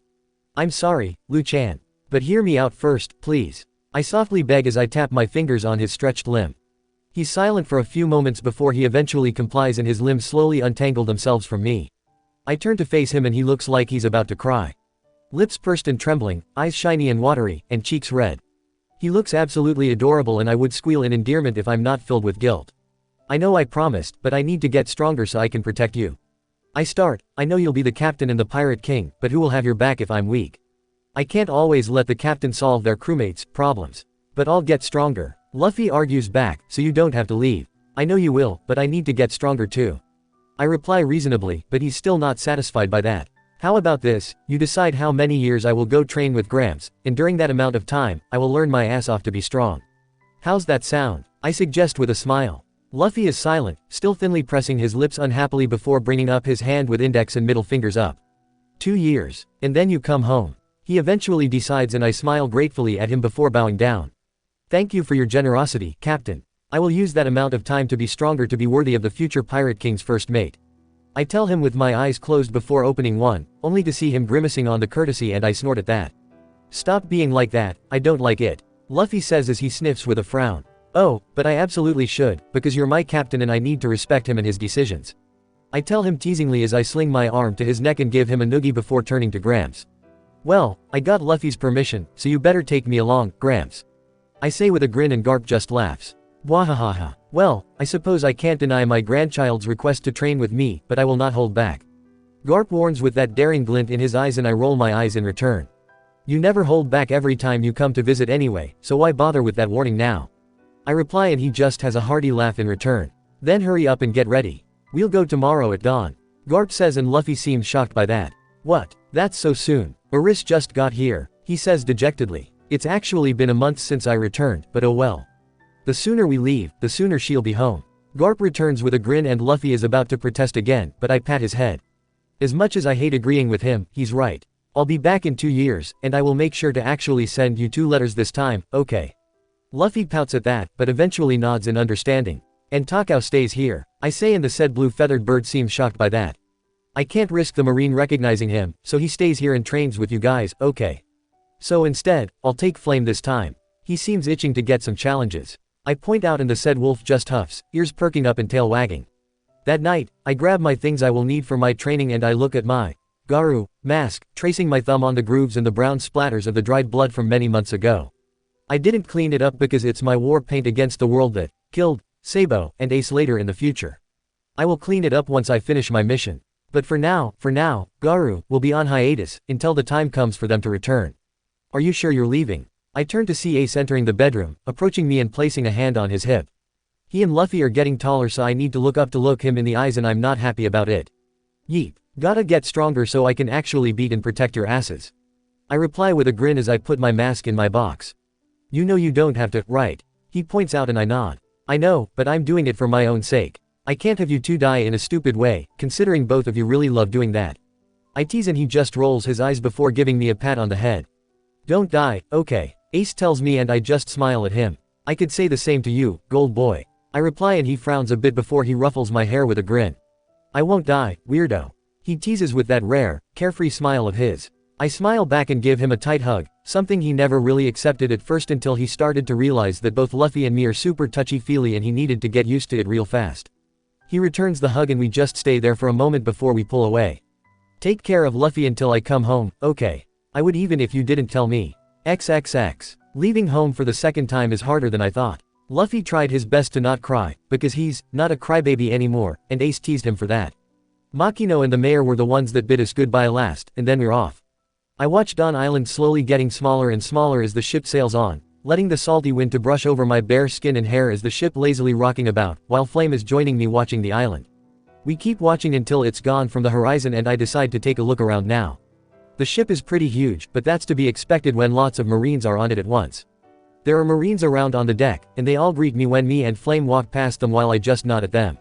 Considering they're all working directly under Gramps, they must have been getting the same training methods as us and I kind of feel bad for these guys. Is this your first time on a ship? I turn and look up to see a man in a matching beige suit and fedora with a marine coat approaching me, his eyes somehow shadowed by his hat and somehow has some kind of a permanent scowl. He has a katana attached to his belt with a brown strap on his left hip, but I can feel that he's not dangerous, so I'll be friendly. Not really, but it's my first time leaving home with Gramps. I replied, who are you, old man? Pardon me, but my name is Bogard. It is nice to be finally meeting you, little Miss Aris. Bogard introduces himself and I grimace. Don't call me, little miss. Just Aris is fine, and this is Flame, my partner in arms in this training program. I tell him as I introduce Flame to him, who snorts at the man. Bogard is silent for a moment before nodding, either from my preference, or at Flame. A beat of silence. Sue, what do you want from me? I ask, breaking the silence. Garp-san told me to accompany you and show you around. Bogard answers and I raise my brow. And where is he now? He's taking a nap. Taking a nah, wait. This is a good opportunity to land a hit on him. Grinning deviously, I throw my satchel to Bogard, who catches it easily, before I run off to find Gramps. Sneaking around and finally finding him on the front deck, happily napping on a deck chair. Giggling, I jump on him and ready my fists to get him, but then he suddenly swings his arm and hits me so hard that he's literally throwing me off overboard. And he's still sleeping. Gramps, you bastard. And into the sea I go, with a loud splash. I quickly swim to the surface and scowl as I can hear commotions on the ship. Someone's overboard. Hurry and rescue them. It's the Vice Admiral's grandchild. Hurry up and throw the ladder down. I calmly swim on my back as I watch the ladder slowly descending. I quickly grab it and climb on until I'm back on the deck, absolutely drenched in seawater from head to toe, and while I'm not happy, I kinda expect that to happen. Are you alright, Vice Admiral's grandchild? One of the Marines asks in concern as I squeeze out seawater from my hair and shirt. Fine. Can I have a towel and a staff? I ask, and two of them quickly on their feet to grab my requested items. I dry myself up using the towel as I grab a wooden staff and throw the towel away before running back to the front deck, back to where the Gramps is. Readying the staff in my hand as a javelin, I throw it at him with a grin and it turns into a frown when the said staff gets parried by him, throwing it away somewhere in the ship. I growl as I grab my slippers and throw both at him, only to get deflected away with a slap and into my face they go. That hurts. Okay, so I need to do it, then. Gramps, breakfast is ready. Hearing that, Garp's eyes immediately snap open and he quickly sits up with that hungry look of his, just like how Luffy will. Truly, bloodlines cannot lie sometimes. You're open wide. I yell out as I throw my slippers again to his face, which distracted him enough for me to run up and jump at him, delivering a kick to his stomach. That is, if I actually manage to touch him. Because he catches the slippers in my leg with that deathly grin of his as he holds me up by my leg so I have the same eye level as him. Nice try, brat, but you need to try harder than that. Garp comments and I grin back. Oh, I fucking will, shitty Gramps. I reply with a daring grin and he grins wider. Shitty Gramps, I told you, that's, Grandpa, for you. He bellows out as he throws me overboard. And into the sea again I go. XXX. The estimated travel time from Dawn Island to Marineford takes around 3 months, and that's why my training starts first on the ship. And obviously, by the time we arrive there, the ship is absolutely wrecked. And both of me and Flame too, obviously. Garp is truly insane. It should be illegal for him to throw a literal child and a wolf into the walls and using them to make new entrances on walls and the deck, throwing those said child and wolf into a pirate ship and telling them to deal with those pirates in 10 minutes, or even forcing them to gain control of their hockey through survival means. It's me and Flame. That child and wolf are us both. We both almost died so many times, but through sheer willpower, we pulled through and now we finally arrive at our destination. As soon as the ship is close enough to land, I immediately jump out of the ship with Flame following close behind. Focusing on coating my bare feet with buso, I managed to land on the ground unscathed, except for the stony ground that got cracked a little and a little pain on my feet. Fuck, the coating is not hard enough. That kinda hurt. I grumble as I rub my right foot to my left calf, but anyway. We're finally here, Flamey. Aren't you excited for the impending doom for the next less than 2 years in the future? I ask sarcastically with a wry smile and putting my hands on my hips.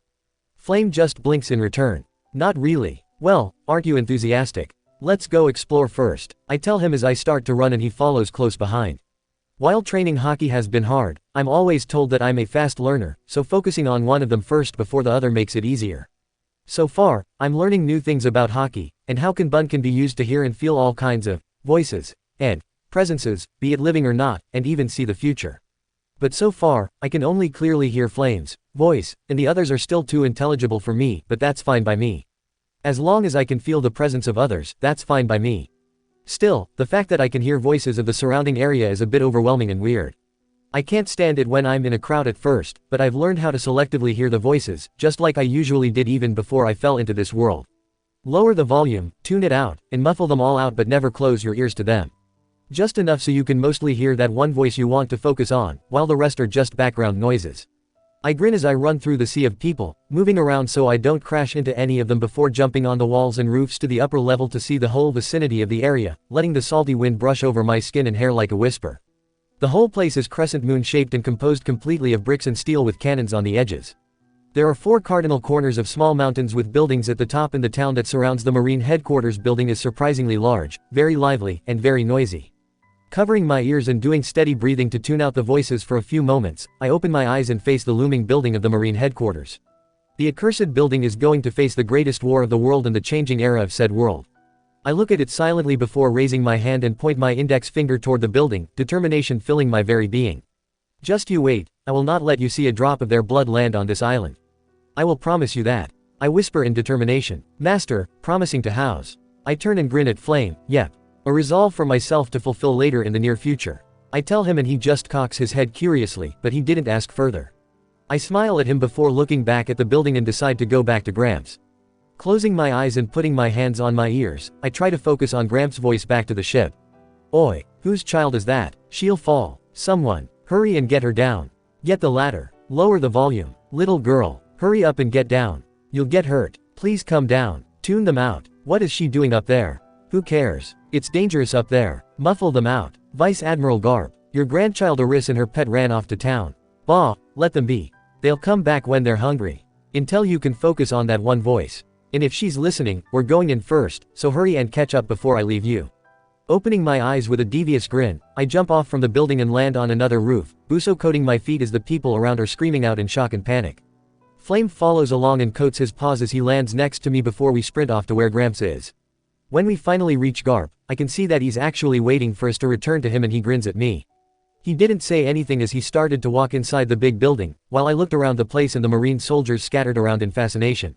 The place is huge. It has so many crooks and crevices I think I can squeeze into, and I'm so excited to actually do it later in the future. As we enter the Japanese castle-like building and eventually stop at one of the sliding doors, suddenly a booming yelling can be heard from the other side when Gramps slides open the door. Garp, where have you been, you bastard? You better do your reports after this. Wahahaha. Well, I'm visiting my grandchildren, of course. Garp replies joyfully, and I even managed to bring one along with me for a special family training program. He adds as I follow him along inside the room, with Flame trailing behind me. The room is very bare and actually very big. There are sofas by the wall on the side, a big office desk in the middle that's facing the door, a cute goat, and a certain fleet admiral with a marine hat with a seagull figure glued on top behind the said desk, and he looks absolutely fuming. You didn't bring me, shitty Gramps. I follow you here by my own accord to get stronger. I scoff, crossing my arms. What did you say? It's, Grandpa, for you, you brat. I ignore him as I look at the fleet admiral, who looks a little younger and has fewer wrinkles than what I thought he would have from dealing with Garp on a daily basis.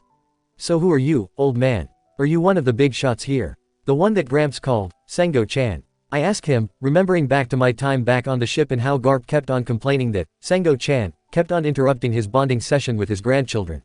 I can see his eye twitch a bit before he just sighs exasperatedly and replies, Garp, I will deal with you about that part later, but what is all these? By these, you mean by what? Garp asks back innocently while picking on his ear and veins are popping up on, Sengo-chan. This is not, bring your child to work, day.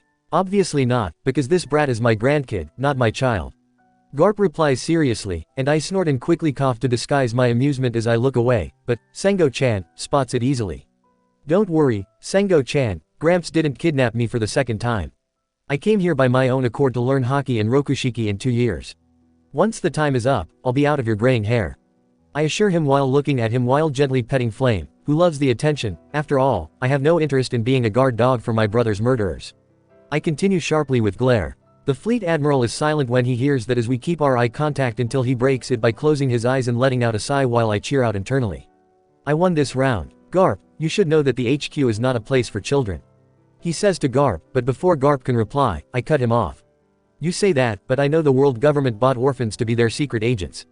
They groomed those children to be loyal to them, and they easily got discarded once they had their usage. I say with disgust as I cross my arms while the fleet admiral widens his eyes, I know I'm right. Those propagandas about marine and world government bullshit cannot fool me. I finish with a scowl. The room is silent once more and I see Sengoku and Garp are sharing a silent conversation. I gently fiddled with my locket and Sengoku took a glance at it with some recognition, but he didn't comment on it. I take it you're not interested in being a marine soldier? He asks. I snort and let out a big laugh at the stupid joke for a good minute and I wipe away the tears that escaped. That's a pretty good joke, old man, but never joke about it again unless you want me to destroy this whole island with civilians on it. I reply with a big smile that didn't reach my eyes, being a guard dog is the last thing I wanna be. Catch me dead if I actually am one. I add. The dark look Sengoku is giving me is pretty scary and almost makes me regret my wording, but I keep my ground as I stare back at him until Gramps gives me a good whack on the back of my head. What the hell, Gramps? That hurt. I yell at him as I hold the bump he gives me. Shut your trap, brat. One of these days your running mouth will kill you. He scolds me and I huff in return as I look away from him while he straightens up and looks at Sengoku. So anyway, I'm keeping the kid around. Gotta train her up to be strong enough to rein the other brats back home. He tells him simply, and Sengoku just sighs. Do whatever you want. Just keep on doing your duty properly and keep an eye on your grandkid. Sengoku eventually says as he turns away and Garp just grins at him. With the dog around. Not a chance. Who? Well, come on brat. Your training starts now. He grabs me by the back of my shirt and I just let him take me away like a kid and his Flame follows us along. See you around, Sengo-chan. It was nice debating with you. I exclaim out with a wave of my hand as we walk out of the room, and I can feel him getting annoyed by that nickname. Eventually, Garp puts me down and we walk to somewhere in silence until he breaks the ice. You need to be careful of whatever you say here, kid. He starts with a serious tone, who knows who will listen in on us and weed you out before you reach 13. He adds. I scoff in response, sure, but I'm not going down without a fight. And if I die, no matter how, I will come back to repay it. Clenching my fists, I look straight ahead down the hallway, ignoring the marine soldiers around that gave Garp a salute and gave me and Flame a curious look. After all, I've met God, and I'd say that's a pretty high point of my life compared to being dead. I add with a shrug. Quote. You say that, but I'm not risking any more of my family being taken away by the world. He replies softly. I fall silent as I take a glance at his face. He looks forlorn and he has a faraway look in his eyes. He looks similar to Ace, when he's like that. I guess family traits, blood-related or not, will still be passed down, huh? Don't worry, Gramps, I'm not suicidal, I assure him with a smile. After all, I still need to watch over my brothers from the world for them to fulfill their dreams.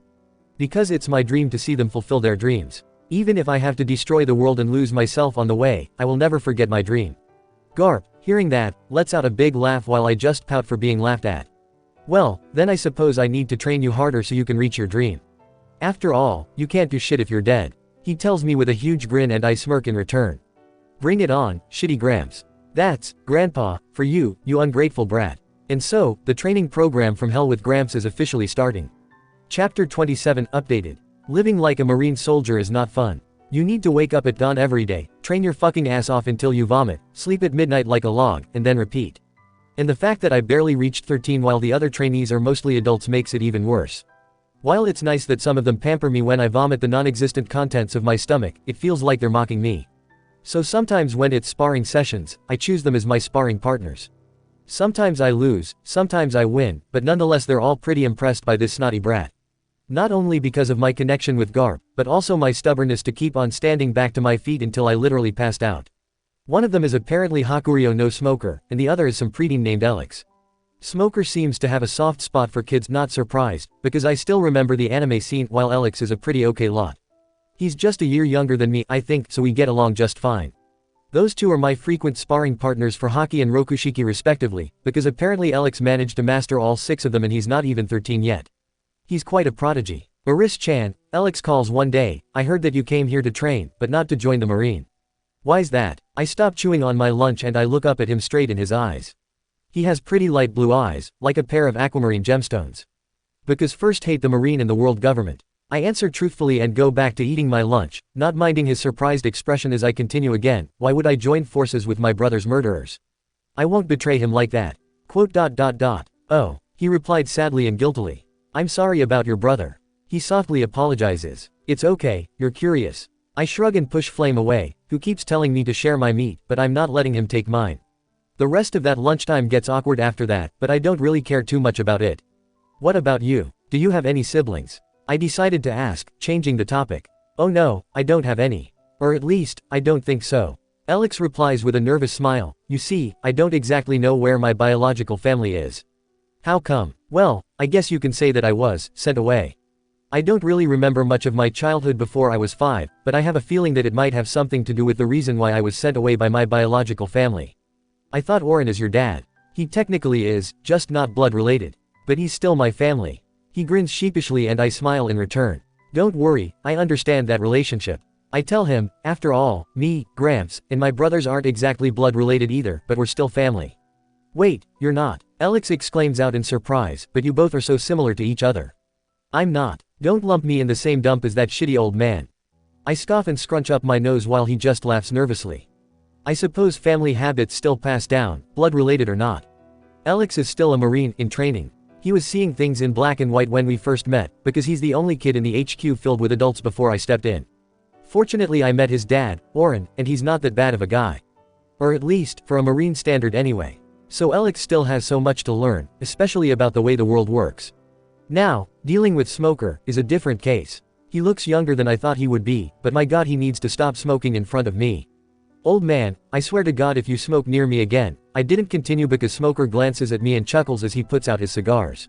Seriously, why the fuck should he smoke not only 1, but 2 cigars? I know he's a smoke logia, but dear lord. Are you ready? He asks as I stand at my place and bring up my fists. I'm going to kick your ass this time. I tell him with a smirk and he smirks back. We'll see about that, brat. He replies. Clashing my knuckles together as black coating covers my fists, I run up to him and jump to deliver him a punch, but he easily whisks away as my fist hits the ground and cracks it. I quickly turn around and dodge to the side as his smoky hand is closing in on me and I immediately grab on the trail of smoke. I open my mouth and coat my teeth black before I chomp down on smoke, but unfortunately the part I'm about to bite down immediately dissipates away. Stop biting like a damn dog. Smoker says in annoyance, but I just give him the tongue before we continue our training. Training with Smoker actually concerns me. He's not the captain of Logatown Marine Base yet, but he will be later in the future, and having a run-in with him is the last thing I wanted because my god he's so persistent. Even so, he's a pretty chill guy when he's not on duty, but he's super fiery when he is. No wonder he's literally smoking. Either that, or he's just fond of kids. But still, I'd rather have him as my trainer rather than the other Logias, because the only other Logias I know are the RYB trio and I'd rather die than train with those monsters. Other times, I train with Garp himself when he's not on duty to go somewhere. I don't need to elaborate more on how it goes. Still, sometimes I get glimpses of the RYB trio, but I actively avoid that red dog. Aokiji sometimes shows up when I'm training with Smoker. Those two are buddies, so it's not a surprise. He gives me an ice rose sometimes, and I usually eat it in front of him. He seemed amused every time. Meeting Kizaru is always a by chance meetings. Either he got lost for some reason or just looking for me in general. I don't know why he was looking for me, but I feel no animosity from him, so he's okay. But even with my fastly developing Kanbun, I still can't fully detect that red bastard that I still managed to have a run-in with him, and bumping into his stupid long legs after turning a corner is definitely not what I thought our meeting is going to be, but it happened. Thankfully, I was with Gramps at the time, and I immediately bolted up behind his legs while giving that guy an unblinking death stare. Yo Sakazuki, how's it going? Garp greets him with a big grin, subtly putting his big hand to my head, reining me back from actually jumping at the red bastard and ripping open his throat with my teeth. Vice Admiral Garp, Akainu greets back and glances down at me and granddaughter Aris. I growl at him as I bare my teeth at him, and he just raises his eyebrow in question but doesn't really react to it as he turns back to look at Garp. Sorry about that. Aris isn't exactly friendly towards strangers yet. Garp waves it off, and you both haven't exactly met that often yet too. Yes, I can see that. Or she's just actively avoiding me. Akainu comments as he looks down at me again, is she an otherworlder? At that question, Garp immediately pushes my face into his pants while he laughs it off. Don't be silly. She's just some weird kid I found hanging around with my grandson, and for some reason she just loves wearing eye contacts with weird designs. Garp replies as he picks his nose, but sorry to bother you, but the brat needs to go and train with that Alex kid. You and Oren need to rethink your decisions to bring children here. They'll be distractions and bad examples for the other soldiers. Akainu scoffs, this is not kindergarten. Garp just laughs at that, but doesn't exactly reply to that statement as he starts to walk and pulls me along. See you around, Sakazuki. He bids off with a wave of his hand, and Akainu doesn't reply as he starts to walk away. When we're far away from him, Garp stops and gently taps my shoulder. You good? He asks softly. No, I huff out. Wanna elaborate your thoughts? I hate him. Garp is silent at that and he gently pats my head. He doesn't know what will happen in the future, nor I really have the intention to tell him yet because I don't know if he will tell Sengoku about it or something, so better fool your friends first before the enemies. He may be extreme at times, but he's not that bad. He tells me and I clench on his pants tighter. If only you know, Gramps. I wanna kill him. Not when you're weak, brat. Be stronger first if you wanna fight the world. He doesn't need to tell me that, because I will still do it without him telling me that. Despite my strict and tight schedule, I've had my fill on eavesdropping on almost everything I can have my ears in. Pacifista Project. Yonku's movements in the New World. The extensive search for Garu. The slowly rising of the new generations of pirates. Vegapunk's research on devil fruits. The Revolutionary Army's growth and development. Sightings of Nico Robin. Doflamingo reined back to Dressrosa. The plan to replace the Shichibukai system. The never-ending bridge building of Tequila Wolf. And the list went on and on. There are so many important things I gathered, and I've managed to write most of them all into my pocket notebook. Whether I will use them all later in the future or not, I'll leave that to my future self.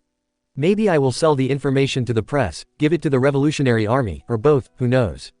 Other than that, sometimes I get free time and I use it to bother Sengoku by plopping down on his desk and just watching him. At first, he ignored me, but nowadays he started getting annoyed when the first thing he saw in the morning was me, just sitting on his desk and calmly reading his reports. He keeps driving me away with a yell, but that didn't stop me from going back and bothering him.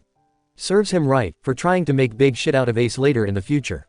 I'm gonna make his life miserable as long as I'm here. Not only that, but also I'm trying to learn more about him and his DF power. I need to be prepared for our future clash. Either I will clash with him or not, it's not wrong to be prepared. You know, Sengo-chan, I start one day, after he's doing his best to shoo me away to no avail. What would you do if someone you care about was killed by your coworker? At that, he falls silent as he raises his brow in question. What do you mean? He asks instead and I shrug. Oh, you know, what if your son was killed by his brother, who's one of the current Shichibukai? I ask again, a little more specific, what would you do then? Will you kill him for that, or will you keep him alive because it's one of the systems your boss made?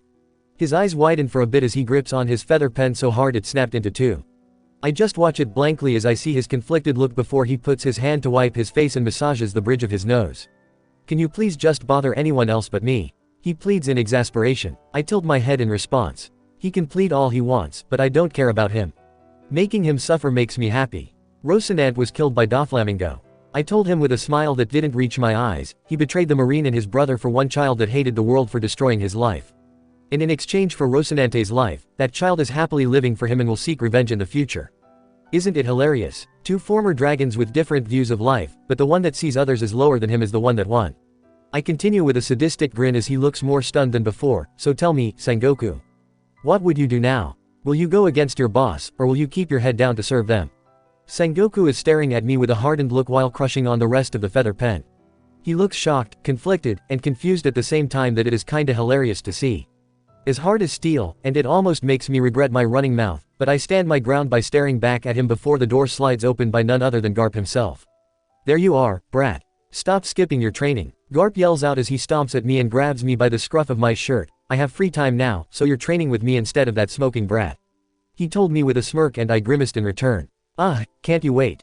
I'm having a heart-to-heart conversation with Sengo-chan. I protest and he hits me in the head in response. I'm your grandpa, not him. You should spend your time with me instead of Sengoku.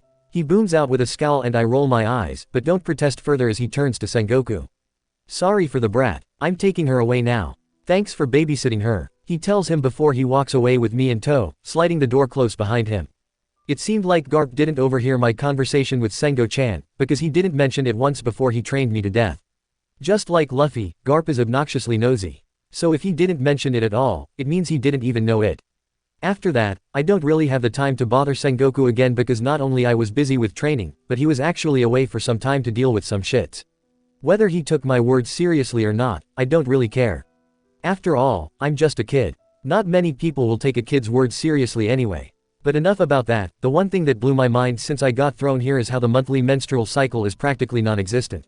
There's no such thing as bleeding and what shit, because apparently the sexual reproductive organs of the humans here are far more advanced than back in my homeworld. Although other than that, everything is the same just like what I've been taught. Not only that, because both Alex and me are the only children around, we got special sex education here and basically free birth control implants. It's a little weird on how super open they are about sex and genders and things like that in this world, but it's pretty interesting to learn and I learned more about myself. Plus, while the thought of having sex is kinda gross, I'm not gonna refuse free shit. And seeing Alex getting flustered and blushing deep red is hilarious. Hopefully it's not some kind of tracking chip, but at least I know where they put it if it's true so I can just rip it out. But Gramps told me that it's not like that, so I'll trust his words. For now. Other than that, my life in Marineford is pretty okay. Sometimes Gramps takes me, and Flame too, obviously, along to deal with pirates by throwing us both into the deck of the ship for us to die, but apparently we easily obliterate the pirates and burn down the damn ship. I had my fun too because the pirates are not those I know of, so I can put my all to obliterate them all down and laugh blissfully as they scream for help. Even so, we never actually went to the New World. We mostly stayed in the Paradise, but that's fine by me. Dealing with stronger pirates and even Yonko is the last thing I wanted. Plus, I'm not meeting Shanks unless Luffy is with me. We promised to meet later when the time is right. Sometimes the pirates I dealt with called me, the Eclipse of the Marine, which is something I'm not happy of because I'm not a Marine soldier and I refuse to be one, but also it sounds cool too that I can't fully complain about the naming sense.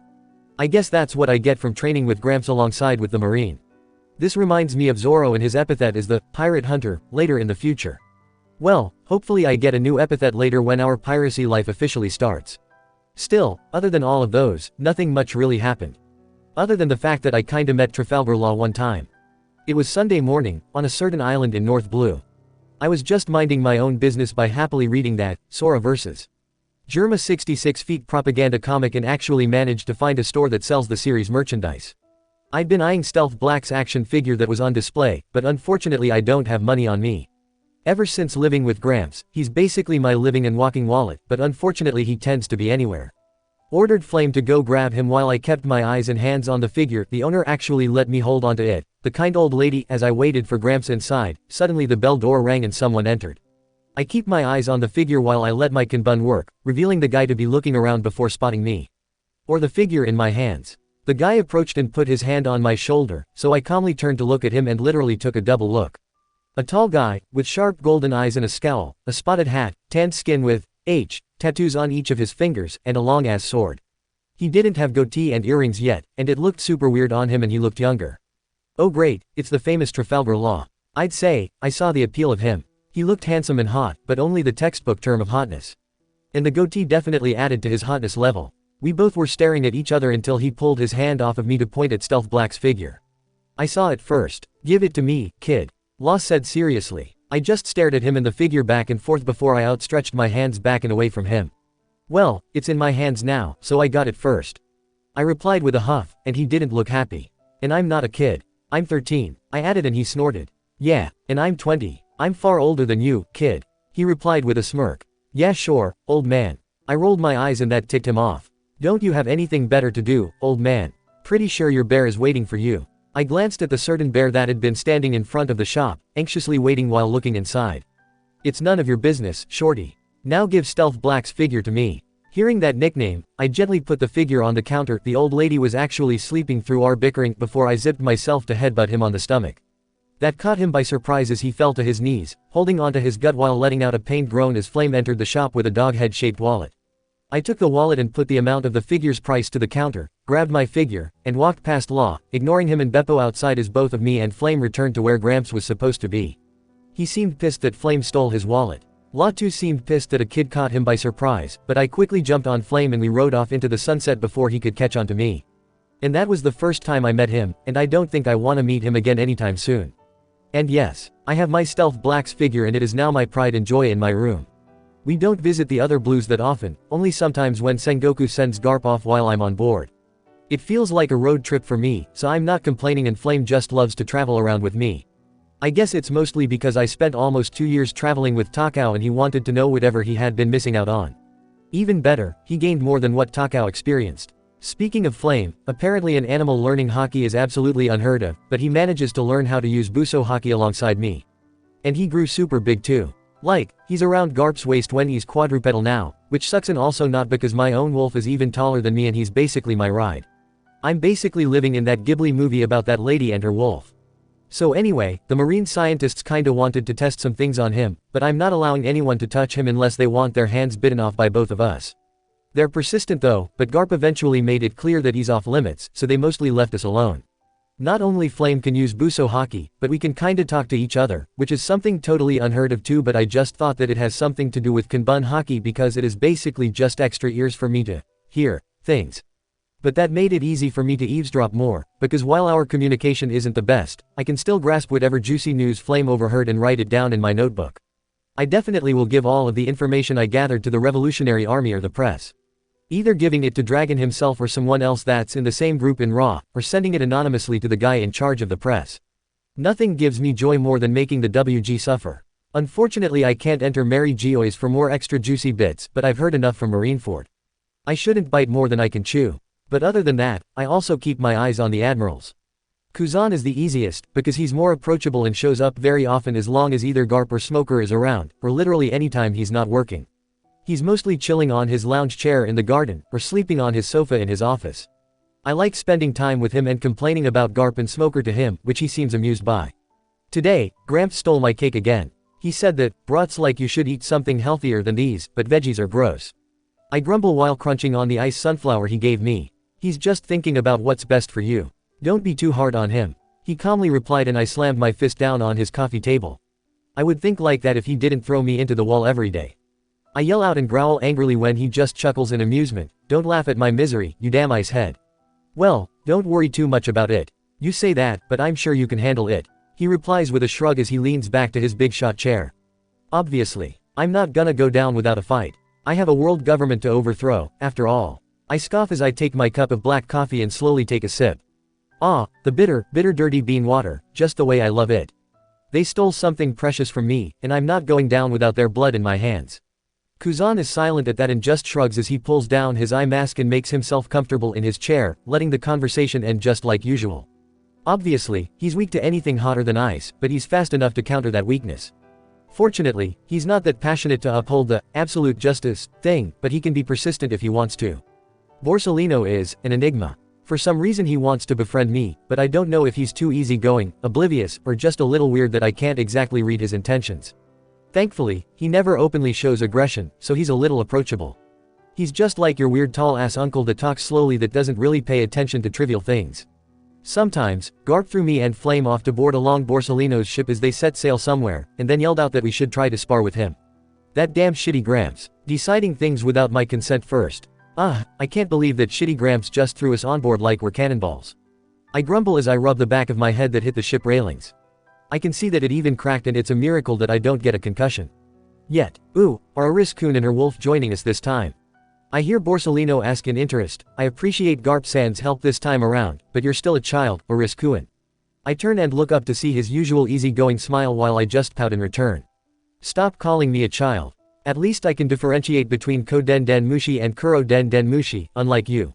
I yell while pointing at him. Everyone kept telling you the same thing for years and you keep on going that I'm starting to think that you're doing it on purpose, or are you actually that oblivious? Borsellino scratches his cheek sheepishly. Well, I'm sorry about Tot. He replies, sometimes old habit die hard, you knew. Yeah well, try harder to kill that habit. Also, Gramps told us to fight you while we're on board, so hopefully we don't die so I can kick that shitty old man's ass. I tell him with a daring smirk as I'm clashing my knuckles together to coat my arms with Buso and readying my stance, while Flame's coating his fangs and readying himself next to me, so we will be under your care until we return. Is this another one of Garp-san's special training programs? Borsellino calmly asks in interest while his subordinates are all panicking and starting to do things around the ship while telling the others on different ships what we're about to do. Yeep, you're one of the fastest in the world, so I need to practice to deal with enemies like you lot. Especially Enel. He's lightning and I don't think being electrified is a good way to die, because electricity is dangerous for humans and animals alike. Well Dean, let's try to not go overboard this time. We still need the ships to reach our destination, after all. Borsalino replies with a smile and I grin at him. I'll try to spare one. And we both rush at him. Of course, Borsalino is never openly vicious and actively being aggressive, but he's merciless when he wants to. In the end, only one ship remained just like I promised and one of the vice admirals on board is scolding us for destroying the others. Obviously, none of us care but dodging laser beams is pretty hard, on land and or in the air that I got grazed a few times. I need to master Jalan Air more in the future. Considering Borsalino is light, he can't move in a curve when he's in light mode. Maybe zigzag, but that is if there are reflective surfaces around, other than that he can only move in a straight line. I suppose his weakness is mirrors or any reflective surfaces that can change his directions, but that's about it. His beams are hot as heck too. They're pretty painful. Sakazuki. I'm not even interested in getting any relatively close to him. Still, I wonder what happened to him that he has such a strong opinion about justice. What kind of dirty secret does he have that makes him resent pirates? Is he just a fanatic dogmatist that only cares for his own sense of justice? Is he like that because he got influenced by something or someone? Or maybe is he like that because he's just a loyal pet dog of the world government? I don't know, and I value my life too much to actually get closer to him to find out. But from what I observe directly and indirectly, he's mostly like that because it's both of his own sense of justice and based on the WG's orders, but mostly his own and that benefits WG on the way too. Sakazuki is magma, and thus dealing with him will be the hardest. Either you master Haki to deal with him and to decrease the chance of him melting you down like a candle in the oven, you use the power of water to deal with him, or both. Either way, he'll be the hardest to deal with. I scoff each time I see the word, absolute justice, that litters all over the headquarter on the back of most of the Marines. What a cloudy sentence. Still, it's not that bad here. While hanging around in the headquarter without any destination in mind, sometimes I met Vice Admiral Isho, the future admiral that will be known as Fujitora. He knew me from when I jumped from the top point of the base, and he used his DF power to stop me from plummeting into the ground and turning myself into a pile of bloody meat. He scolded me for that, but I just told him I was practicing my Jalan Air to stay afloat, which was unsuccessful in the end. Unlike his debut in the manga, he's not blind yet when we first met. He has such beautiful wisteria purple eyes that will always look so kind when they look at me. It's such a shame he'll blind himself later in the future. But unlike the admirals, hanging around with him is much more relaxing and fun, plus he's the kind of law officer I've been looking for. And he also showed me the joy of gambling in life. Isho-san, why do you gamble? I asked him one day. Growing up back in my homeworld, we were taught that gambling is bad and evil, but that's just those who see it from the darker perspective of it. Isho blinks innocently before smiling. Why do you ask, Oris-san? I hum as I sprawl my upper body on his kotatsu. So warm and toasty on a cold day such as today. Just asking. I admit it simply and he chuckles. Well, it's mostly because it is a game of chance. I like to think that everything happens because fate wills it to happen, and gambling is just a way to predict those chances. He answers as he rolls his dice in his bowl. Don't you think it's exciting that even the lowest of the chances can still come victorious? I fall silent to that. My mind drifts off to my mission to save Ace in the future and to stay alive until the end of Luffy's journey to be the Pirate King. While I cannot fully change the previous chances of our lives, I can at least try to increase the chances of changes in our lives for the better. No matter how small the percentages are, there's still a chance that it will come victorious, just like how Isho-sen said. And I will keep on increasing the percentages until the chances are in our favor. Smiling, I straighten myself up and look straight at him. Wanna bet the chance of my brother being the eye of the storm that will blow over the world later in the future? I offer with a toothy grin. He raises his brow, but I can see that he's interested. That depends. How big of a chance do you think he has? He asks and I hum in thought. I'd say around 0.056% this year. And when do you think his chances will rise? To me, by the time we're 17, he will be 100%, but then again, I'm biased. I smirk mischievously, but in the eyes of others, I'd say they'll only see it as a 5-6% chance, considering he's scrawny as heck and doesn't look at all intimidating. Pretty interesting. How can you be so sure that he will blow the world over? Isho-san asks me curiously as he rubs his chin and I grin wider with a chuckle. He's AD, Isho-san. Of course he will. Every D will do so. They will bring a huge storm to the world, but especially my brother because he's the sun and he will bring dawn to the world. I explain to him and he listens carefully. The world is dark and the future is unclear, especially with how the world government stays in its course like this.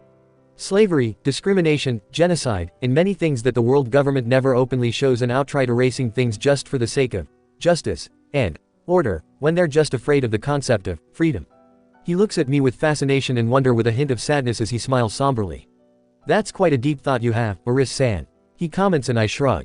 What can I say? I just really hate the world government and their ways to save face instead of upholding actual justice. Not that I care much about human-made concepts such as justice. I reply and finish my mug of black coffee calmly. They stole something precious from me, and no apology is suitable other than their blood in my hands.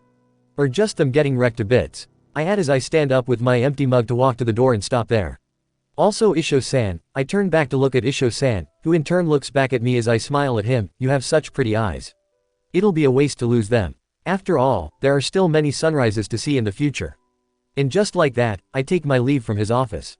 I should get another mug of coffee and try to bother Alex today. Yeep, I'm gonna do that by giving him the spider toy again. All in all, while living in Marineford isn't the most fun and the freest, I'm adaptable enough to live my life for 2 years here. I'm glad Luffy only gave me 2 years to live and train here, because any longer I would have blow up and goes, fuck it, before destroying the whole base to the sea. But not yet. I will be patient and wait until Luffy himself gives me the green light. Until then, we will keep on going and becoming stronger. Chapter 28 updated. Are we there yet? Calm down. You're gonna get yourself killed. I pout at that before grinning and sprinting at Gramps, who is busy eating his rice crackers. You're wide open. Pisau Angan. I yell out as I swing my leg, releasing a projectile of sharp blade of wind to him, who easily jumps over it and lets my attack cut over the ship railing. TCH, stop dodging, shitty Gramps. I grumble and he just laughs. You're too young to even try touching me. Garp replies as he continues to eat his rice crackers, and it's, Grandpa, for you. You cheeky brat. I scowl as I walk up to him and immediately snatch the cracker to eat it, ignoring his protest for eating his shit. Whatever, shitty Gramps. This ship is so slow. Can't someone just row it faster so I can reach home faster? I ask while munching on the cracker. Row the ship, master do it. As if. I'd rather just swim there. Got struck by a great idea, I tap my fist to my palm. I'm gonna go swim. See you later, shitty Gramps. I bid them goodbye as I climbed and jumped overboard into the sea. Entering the sea, plenty of voices can be heard but I quickly tune them all out as I start to rapidly kick the sea with my feet to move forward faster back to Dawn Island. Eyes closed, I keep on moving until I feel something big is moving closer. I stop for a moment to face whatever it is and swing my leg, releasing a projectile of sharp blade of water pressure at it to scare it off and I continue on moving. If I'm getting closer to Dawn Island, then it's probably Lord of the Coast that I just scared off. Finally feeling a land in a few meters, I stop and start kicking up to the surface and into the air. Taking a deep breath in and opening my eyes, I brighten up when I see the familiar village with windmills. I can see it. I can see home. It's close. Nyehehey. I'm almost there. Just a lil more. I squeal out in joy as I rapidly kick the air to launch myself to the island, giggling like crazy until I'm above Party's bar and I stop kicking the air. Coating my legs with buso and letting the gravity to take me down, I crash into the center of the bar and into the floor, crushing it along under me.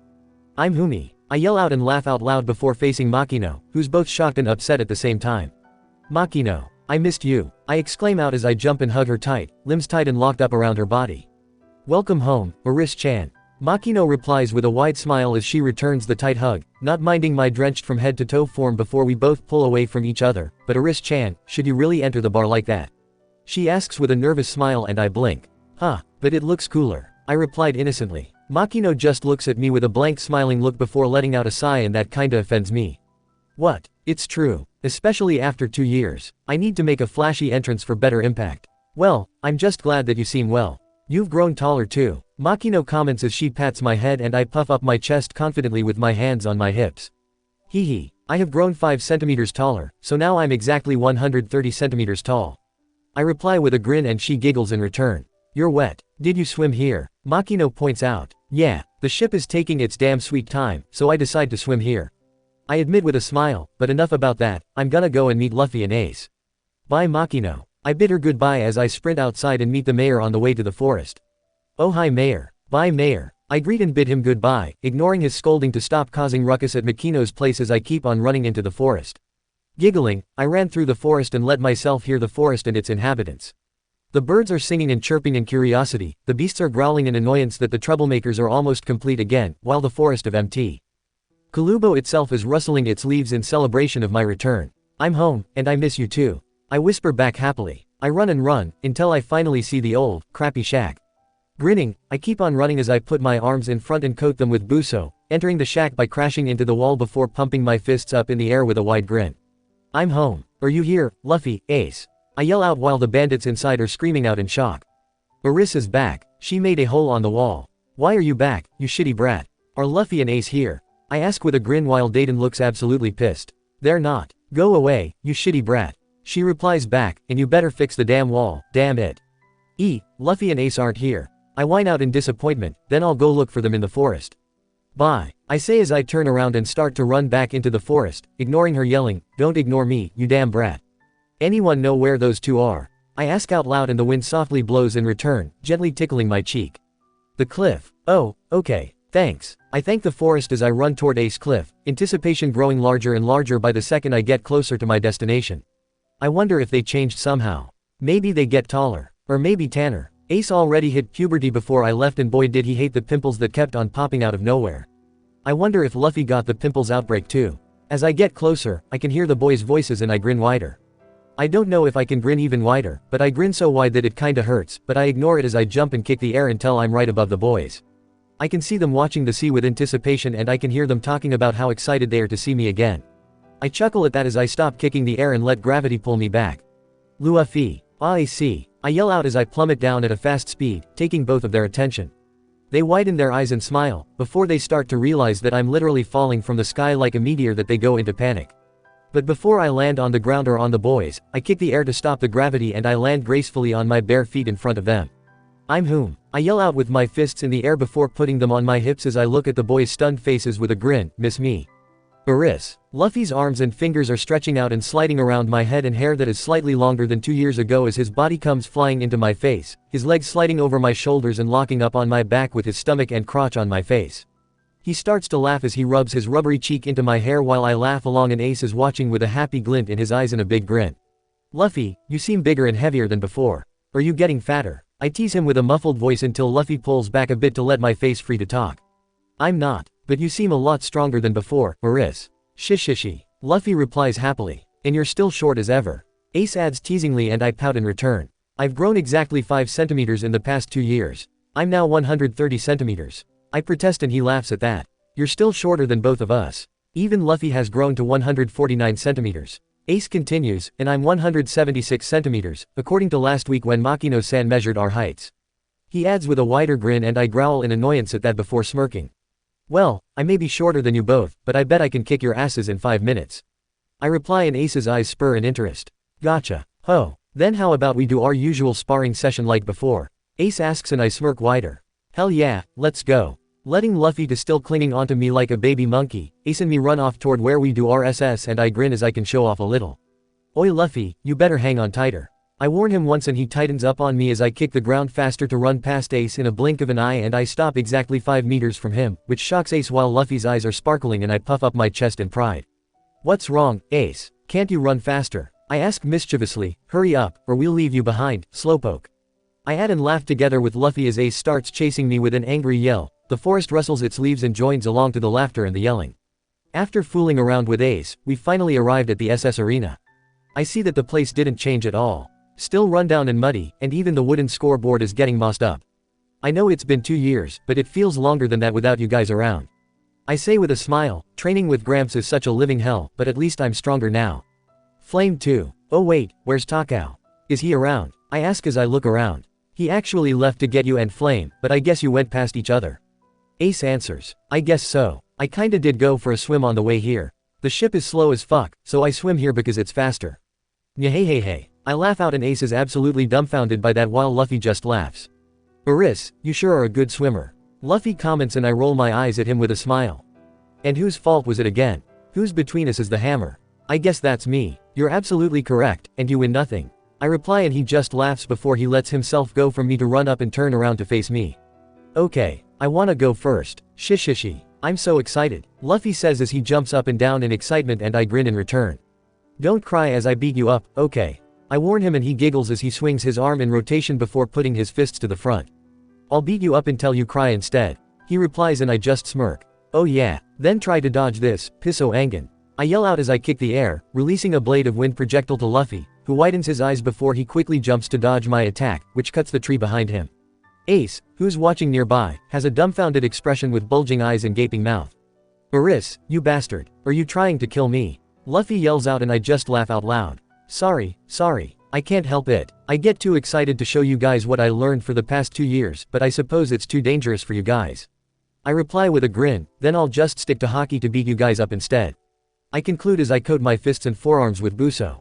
Letting the black coating with pink coral tint covering up my arms, I slam my knuckles together before putting up my stance.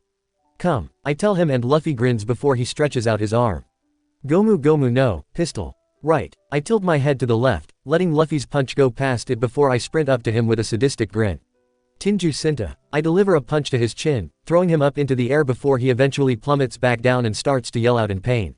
That hurt. Aris, you bastard. You're cheating again. Luffy yells out angrily as he rubs his bruised chin. I just calmly walk up to him before giving him a Buso-induced hit on the head, and he cries out in pain again. It's not cheating if I trained hard for 2 years to control it. I argue back as I put my hands on my hips before grinning, but I win this round. I add and he pouts in return. Fine, but we still have more than 49 rounds, and I will kick your ass later. He exclaims out with a determined look and a grin as he jumps back up to his feet, and I grin back in return. I'd like to see you try. I reply as I put on my stance and coat my fists with Buso. Despite Luffy's best efforts and improvements, I absolutely obliterated his ass with an evil laugh. I'd say, you've improved, Luffy. But you're still weak. You can't go into the sea being this weak. I tell him as I pin him down on the ground, while he's slapping the ground and asking for mercy. I let him go as he practically wilts down before starts to struggle around. Damn it, I was supposed to kick your ass. I'm your captain, you know. Luffy protests with a growl. Exactly. That's why I'm gonna train your rubbery ass about hockey. You need to learn to prepare yourself for the new world, if you don't want to die. I retort back with a gentle, normal hit to his head before I turn to Ace with a grin. Of course, I will train your ass too, big bro. You have less than a few years before your departure to piracy, so I need to train you even harder. I tell him and he scoffs. Yeah, as if I need a brat like you to train me. I'm older and stronger than you. I don't need you to train me. He huffs with a smirk while my eyes glint in mischief and I grin. You're wide open. Pisau Angan. I send him a blade of wind projectile and he actually yelps as he dodges my attack by falling down to his back that cuts open a big boulder behind him. Are you trying to kill me, you weirdo? He yells out angrily while I just laugh in return. Ace just yelped like a kicked puppy. I'm gonna write this down in my journal. I say with a giggle and Luffy joins in for the laughs while Ace is getting angrier and redder in embarrassment by the second before he jumps at me with a war cry. I quickly jump up into the air and start kicking the air as Ace crashes into Luffy instead and I let the gravity pull me back as I land on top of the boys. Ace, Aris, you're crushing me. Luffy chokes out as he tries to crawl out from the pile, but unfortunately he's at the bottom, so it's futile. Aris, you dumbass. Don't you dare put this in your damn journal. Ace exclaims out as he starts to wrestle with me by pulling on my cheek and nose as we roll off of Luffy. I'm not missing this opportunity to write you being dumb. I reply with a giggle as I push his head away and try to pry his hands off me. Why, you little. I just laugh as he locks his arm to my neck and starts to give me a noogie in the head as he laughs along. Luffy just stretches his arms around us as he laughs along with us, the wind gently blowing over us to join with the joyful occasion. After a moment, we lay on our backs on the grassy ground, watching the leaves of the trees around us rustling in the sunlight that peeks in through the gaps with a content smile on our faces. It's nice to be home. I comment and Luffy giggles. How was the training with Grandpa? He asks excitedly and I hum. It's a living hell, but I survived, so I suppose I can survive anything that comes later. I answer with blank eyes and smile, while Ace winces at that. I can't believe you actually survived Gramps' hell training. Ace says with awe in his tone, then again, you're the only one that's stupid enough to fight him back when he came to visit. He adds and I pout. I'd rather see myself as brave, thank you very much. I retort with a huff. So what did you learn? What was that thing that let you cut the tree with just a kick? And how can you fly into the air? And what's that black thing on your arms that actually managed to hurt me? Luffy bombarded me with questions and I just smiled fondly at him. One by one, rubber boy. I scold him softly and he just giggles. Well, I learned about Rokushiki, a martial art that is taught to Marines and world government's agents. There are 6 forms in total, but I only learned 4 of them because I don't really need the other 2. I continue nonchalantly. Are you sure that's alright? Ace comments with a sweat drop and I just laugh. It's fine, because I learned hockey to cover for those. I replied. Hockey. I'll tell you guys the short version. Hockey is a form that utilizes one's spiritual energy for various purposes. One is for enhanced senses others' spiritual energy and predict their actions called Kanbunshoku, 2 is giving the user a protective coating of spiritual energy called Busoshoku, and the third is only belong to a certain group of chosen ones, to overpower the willpower of others called Haoshoku.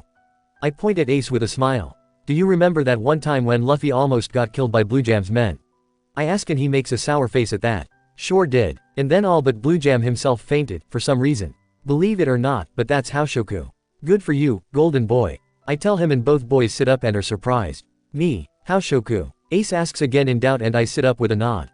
Yeah, your old man Roger also had it, if you wanna know. I add but I frown a bit, but I don't have it, so I can't really teach you how to control it. And your how boosted me that night too, apparently. I guess it got something to do with my people's destiny with your D-clan, or something. TCH, who cares about Roger and some destiny? Tell me more about this hockey thing. Ace spats and I hit him in the head for that. The fuck, what did you hit me for, Aris? He protests out angrily. I couldn't care less about your old man, but don't make fun of my destiny with you guys. I yell at him and growls angrily, baring my fangs at him. So what? Who cares about some destiny? Destiny or not, it doesn't change the fact that your stubbornness will still do whatever you want. He argues back and I immediately calm down as I cross my arms on my still flat chest. Well yeah, obviously. Some fated destiny or not, I'll still burn this world and protect you guys. I agree, no matter where I am or who I am, I'll still find you to help you fulfill yours. Nyeheheheh, I add with a laugh. Ace looks annoyed in return and about to retort, but Luffy interrupts him. Hurry up and tell us more about this hockey, Aris. Luffy exclaims out, sparkles surrounding his still baby face and in his eyes. I'll put this into a subject later for our education session, so you'll have to wait until then, Luffy. I tell him and he whines out in disappointment. Don't worry, I'll tell you all about it later, including Rokushiki. That way, you'll know how they work if you guys ever meet anyone that learned it too, especially enemies. I add before turning to Ace. Now, shall we continue our sparring session, Ace? He grins as we both are back to our feet and facing each other as Luffy crawls off from us. Show me what you've got. He challenges. I sure will. And when you lose, you both will train under me. Good bet, but I'll kick your ass. And then I proceeded to kick Ace's ass 50 times, resulting in both of them getting an apprenticeship under me for hockey. Disclaimer: this story do not belong to me. The author is The Chronicle by Thief of Stealth. Chapter 29, updated. Grieving over Sabo is not just us missing his presence, but also his book-smart brain. It's been years, but I absolutely missed his book-smart presence between all of these muscle brains. All of us are muscle brains, but Luffy and Ace are purely muscle brains. Living with two feral boys that barely see books or even touch and read one is hard to work with during the education session. And because of that, I'm the one that takes the role of educator for them. Thankfully, I managed to learn how to write the world letters in just a few months after we met Sabo, so now I can write shits while teaching. Alright you two, quiz time. Tell me the name of the second half of the Grand Line. I start as I write down, Grand Line, 1. Paradise, 2, on the board using chalk. New word. Ace tries questioningly. Oh, I know. Is it meow worm? Luffy raises his hand confidently. No, you both are wrong. I bluntly replied in frustration, it's, New World. Get it right, you two. This is a very important lesson for our piracy days. I scold them, slamming my hand on the board while Ace rolls his eyes and Luffy is picking his nose. Give me a break. We'll figure it out by ourselves later anyway. Ace protests as he scowls and puts his pencil under his nose. I groan as I massage the bridge of my nose. Piracy without preparation is suicide, you idiots. We need to be prepared so none of us die before we know what freedom feels like. I tell him with a shake of my head before turning back to the board. Okay, next question. Why is the first half of the Grand Line called Paradise? Because compared to the New World, Paradise is tamer. Ace answers, finally taking this seriously. Correct. Good job, Ace. I praise him with a smile as I write down the answer. Now, this one is for Luffy, because you haven't answered correctly yet. What's Gramps' rank in the Marine? I ask as I write down the question with a small doodle of Gramps while Luffy seems to panic a bit. Oh, I forgot. Is it something Admiral? Luffy answers unsurely. Almost, but good job Luffy. His rank is Vice Admiral, third highest of the ranks. I smile as I write down the answer and Luffy cheers out. There are 2 more ranks above it, Fleet Admiral and Admirals. But don't be fooled, because Gramps is as strong as the Fleet Admiral and even on par with the late Pirate King. Really? But why didn't he get promoted to Admiral? Ace asks in confusion. Who knows? Maybe because he doesn't wanna be some loyal dog of the world nobles. I reply with a shrug, you just have to ask him yourself, if you survive his ordeals. I add and laugh when the boys get pale. Okay, another one before we finish today's lesson. Who are the 4 emperors? I ask, writing down the question. This time, Luffy raises his hand first with a serious look on his face. Shanks is one of them. He answers enthusiastically. Shanks again. Ace sighs with a roll of his eyes. Good job, Luffy. But there are still 3 more of them. I point out with an amused smirk. Something about White Bear. Lelu. And Big Mom. Luffy tries, and I snicker a bit. Well, you got Big Mom right, at least. But the other 2 aren't. Pretty close though. I write down, Big Mom, under, Shanks, Ace. Wanna answer the other 2? Quote ... Whitebeard and Kaido. Yeep. Good job, you two. I write down the remaining 2 as the boys high-fived in celebration. Right, 4 emperors is one of the 3 great powers. The other 2 are Marine headquarters and the 7 warlords of the sea. The balance of these 3 is what maintains world peace. What's the 7 warlords again? They're pirates that Marines recruited to help them if they need their power to deal with the 4 emperors, and they have to obey that one order. In exchange, they're allowed to do whatever they want with no real consequences. I explain as I write it down. They can commit genocide, invade a country, do black market businesses, etc. And the Marines will turn a blind eye on such atrocities. That's bad, right? Luffy asks with a tilt of his head. So cute. Yes, many civilians can suffer under such things. All for their own egotistical greed. I nod. They're still pirates, after all. Alright, lesson's over for today. I hope you two managed to write it down this time. I narrow my eyes in suspicion as I look at their notes, which are still as clean as new. PFF'd, we don't need to write them down. We'll remember it, eventually. Ace comments as he stands and stretches out. Thinking makes my head hurt. And I'm hungry. Luffy exclaims out with his arms in the air. I can only let out an exasperated sigh as the boys quickly run off into the forest, with me running after them a second later. Well, I suppose as long as they can remember the basics of it, they'll be okay. They're both muscle heads, after all. They will focus on what they can deal with their fists, not their brain. I still need to teach them about hockey, but I'm sure those muscle heads will finally take interest. Hopefully, that can change Ace's fate a little so he'll finally train his Haoshoku hockey later in the future, and the other 2 hockeys too. Hopefully. XXX. Wait, Luffy, Ace. Come back here and train your hockey. I yell out as I run after them, kicking and breaking a tree with Buso-induced legs before jumping at them with Buso-induced fist, Tinjayu Sinta. Ace quickly takes a sidestep but Luffy isn't that lucky as my fist lands on his head, punching him towards the trees and breaking them up. I stop as I just sighed exasperatedly when Luffy screeches out in pain and Ace warily approaches me from behind. Sensing him, I quickly give him a Buso-induced roundhouse kick right into his side, making him fly into the same direction as Luffy. Stop skipping out your training. Gramps only come thrice a year, so I'm here as his substitute for the rest of the year. Ace only has less than a year now before he sets sail, and both of you still barely got the hang of the 2 hockeys completely. I growl in annoyance as Ace sits back up, letting pieces of wood fall from him and I see that he managed to shield his side with Buso before the dark coat with orange tint fades away. I give him a proud smile and a nod at that, and he grins in return. Well, at least Ace got it, but Luffy. You need to hurry up and get the hang of it. You wanna get stronger, don't you? I tell him with my hands on my hips as he sits up with a big bump on his head, but somehow it flickers in and out of black coloring and I raise my brows, impressed. You're finally getting the hang of it too. Good job, both of you. I praise with a grin before turning it into a frown. Still, you two really need to get the hang of Kanbun. It's literally easier to learn compared to Buso. I huff before I hum in thought, then again, you guys are already good at detecting your surroundings, thanks to Gramps from throwing you guys into the woods filled with wild animals. I point out softly and both boys quickly nod in agreement, but I quickly shake my head, much to their dread. No, raw instinct and trained observations are 2 different things. 2 may overlap, but they're not the same. I conclude and the boys groan as a result. Come on Aris. Give us a break. You drove us nuts even more compared to Gramps. Ace protests with a scowl, while rubbing on his side I just kicked. Not when your lives are on the line. I argue back firmly, sure, we'll start sailing in East Blue first, which is famed for being the weakest of the 4 blues, but that doesn't mean you guys can follow that title. Remember, both of your fathers are from East Blue, but they're infamously strong figures. Not to mention Gramps also strong. He's not the hero of the Marines, for nothing. While Luffy is being Luffy aka only serious when it comes to becoming stronger and more adventures ahead, Ace is silent at the mention of his biological dad. He's not angry or annoyed, but he's just thinking. After having that talk about Roger being what the world sees him to be with Rayleigh a while ago, he's been silent and having that faraway look in his gray eyes. Is my old man really that strong? I smile softly at that question, especially at the my old man part. Obviously. He's not the Pirate King, the so-called demon, by the world for nothing. Heck, not even Gramps could even capture his ass. He just turned himself up because he was dying. I tell him as I ruffle his hair, don't underestimate your inhumanly strong, human old man. I finish with a grin, while he grumbles that he's older. Probably because I ruffled his hair like I usually do to Luffy.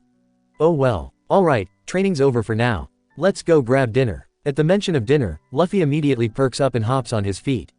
Wahoo! Dinner. Let's go eat Croc's meat. Luffy cheers out as he immediately takes off. I shake my head in endearment and offer my open palm to Ace, who's still on the ground. He looks at it before grabbing it as I help him up back to his feet. Let's go before Luffy gets eaten by the Crocs, or even drowning. I grin deviously and Ace laughs at that before we quickly run after Luffy. XXX. I put on my blindfold and activate my Kanbun, easily scanning my surroundings and detecting Ace and Luffy's life auras plus Takao and Flame nearby. I grin smugly, come get me. And they did. Left kick from Ace to my chest. Right rubbery punch from Luffy to my face. I immediately sidestep to the right from Ace's kick and duck down from Luffy's punch, covering my open right palm with Buso and giving Luffy a heel palm strike straight to his chin, staggering him. Right punch from Ace to the back of my head. I immediately cover my head with Buso as Ace's Buso-induced fist lands, but mine is stronger that it slightly hurts him instead. I quickly turned around and grabbed him by his shirt collar before throwing him down hard, winded him up. Rubbery punch from Luffy on my right. Covering my arm with Buso, I parry his incoming punch to the side before grabbing his stretched arm and pulling him. He screams out in surprise as I turn to throw him down to Ace that's still on the ground, which winded Luffy up and Ace again. Is that all? Come on, you guys are better than this. I taunt with a smirk, which makes Ace growls at me before lunging at me, but I can easily sidestep and he crashes into the tree as I turn to Luffy. Don't forget lesson number 1 about Kanbun. Never show your intentions so openly, or you'll be read easily like an ABC book. I clarify calmly before clapping my hands together, that's enough for now. We'll continue after a 5 minutes break. I tell them as I untie my blindfold and wince visibly when I open my eyes. Arg, the sun, too bright, NNGH damn it. I lost again, Luffy whines out with a pout. So cute, I'll beat you next time. Ace growls as he approaches us with a scowl. You said that every time we finish the first, the second, and the third sessions too. I tease him and he narrows his eyes at me before grinning and playfully pulling me into a headlock. Oh yeah, you wanna bet this time? He challenges me and I smirk in return. 1 million berry and I'm in. Deal. So anyway, I got 2 million berries by the end of the day. It was good business. Ace, on the other hand, is regretting his decision on betting with me, while Luffy is just excited for me to treat him to some ramen tomorrow. All in all, the day went on nicely and peacefully. It's a pretty nice day, if you ask me. Bidding a good night to both boys in their respective countries, I slip off into the forest toward Grey Terminal, with Takao following along in the air. I have my old mask in hand and my spear in the other, and as I get closer to Grey Terminal, I wear my mask and hop on my spear to float over the ridiculously tall wall. With Sabo's old house burning in my memory, we both start to search for it. It didn't take long, as I found it in just 5 minutes. Looking at the house in disgust, I command Deimos to detach from the staff and to break into the house. I close my eyes as Deimos' vision fills up the darkness, where it breaks in through the window. Based on its vision and detection, it alarms the people nearby, but thankfully there are only 2 people on the floor. Killing them isn't the main focus, so I'll just injure them. Easily finding them, stabbing them in their thighs and letting them scream in pain, which attracts more attention. Good. Attract more until Outlook 3 is out. He's my main target. Stabbing more of the house servants, until my target is finally out. He looks older and his hair is graying out, but that's the least of my concern. Smiling, I talk to him through Deimos. It's been a while, Outlook 3. I see that you're doing well. I greet him gleefully. I hope you didn't forget my promise to you to hunt you down after you took Sabo away from us. Hearing that, he widens his eyes and his face pales up. I grin wider. Years of having Deimos and Phobos, I learn more and more on how to use them. Even during my 2 years training with Gramps, I always have them by my side. Although I never really use them for anything else but for gathering information in secret by making them as small as a needle, because their association with Garu will reveal my secret in the lion's den. That would be stupid, and listening in on the Marines is really fun. Information about things that happened at the time, future plans that might take place later, or discrete information that will cause uproar to the world if it went out. I wrote them all in my journal for future purposes, because I need to prepare for whatever the Marines have in store in the future. But enough about that, I need to focus back on the matter at hand. Today is the anniversary of you stealing him from us. I hope you're prepared to meet Athalthalxel earlier. I tell him as I laugh a bit, but don't worry.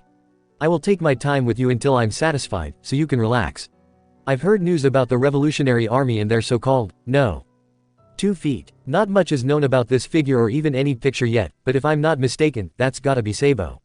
It has to be. For that, I've come to fulfill my promise to end the life of Outlook 3, for the celebration of Sabo's life. I can see him screaming out as he runs off, but I quickly flick my finger and slash his calf. He falls to the floor and this time Didit shows up, screaming when she sees her husband and the servants are all on the floor and bleeding out.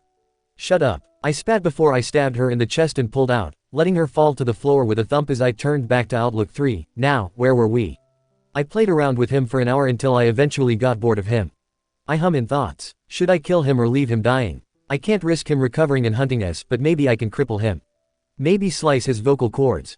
Or cut off his legs. Choose. Your voice, or your legs. I ask, and I guess the bastard lost too much blood to answer properly that he can only whimper in pain and softly ask for forgiveness, but I ignore him. Or maybe not. I'll leave you dying in your own pool of blood, just like you did to Sabo. How's that sound? Yeah, sounds pretty good to me. Bye, see you in hell. And just like that, I command Deimos to come back and we go back home. Getting near the shack, I see Ace is leaning on a tree nearby, as if waiting for me. I calmly walk past him, but he quickly grabs my arm. "Where did you go and what did you do?" Ace asks calmly as he lets my arm go. "I did what I said I would do." I answer, not looking at him, but Ace knows what I meant. Quote. "Did you kill him? Or anyone?" "I killed the mother, and I left the father and the servants bleeding out. I leave his adoptive brother alone. It's no secret to Ace and Luffy that I'm Garu, and none of them really care. They're just amazed that I managed to gain myself a really high bounty and seemed proud because I killed 2 celestial dragons. Gramps and Dayton also knew, and they both were conflicted and stayed quiet most of the time about it. We both are quiet before he gives me a pat on the head, as if reassuring me to not think too hard about it. Go to sleep with Luffy. Or do you want me to join? I nod as I gently hold onto his ring and pinky fingers. We both enter Luffy's place. He's fast asleep with Flame and Takao is making himself comfortable in his fur, snuggling together.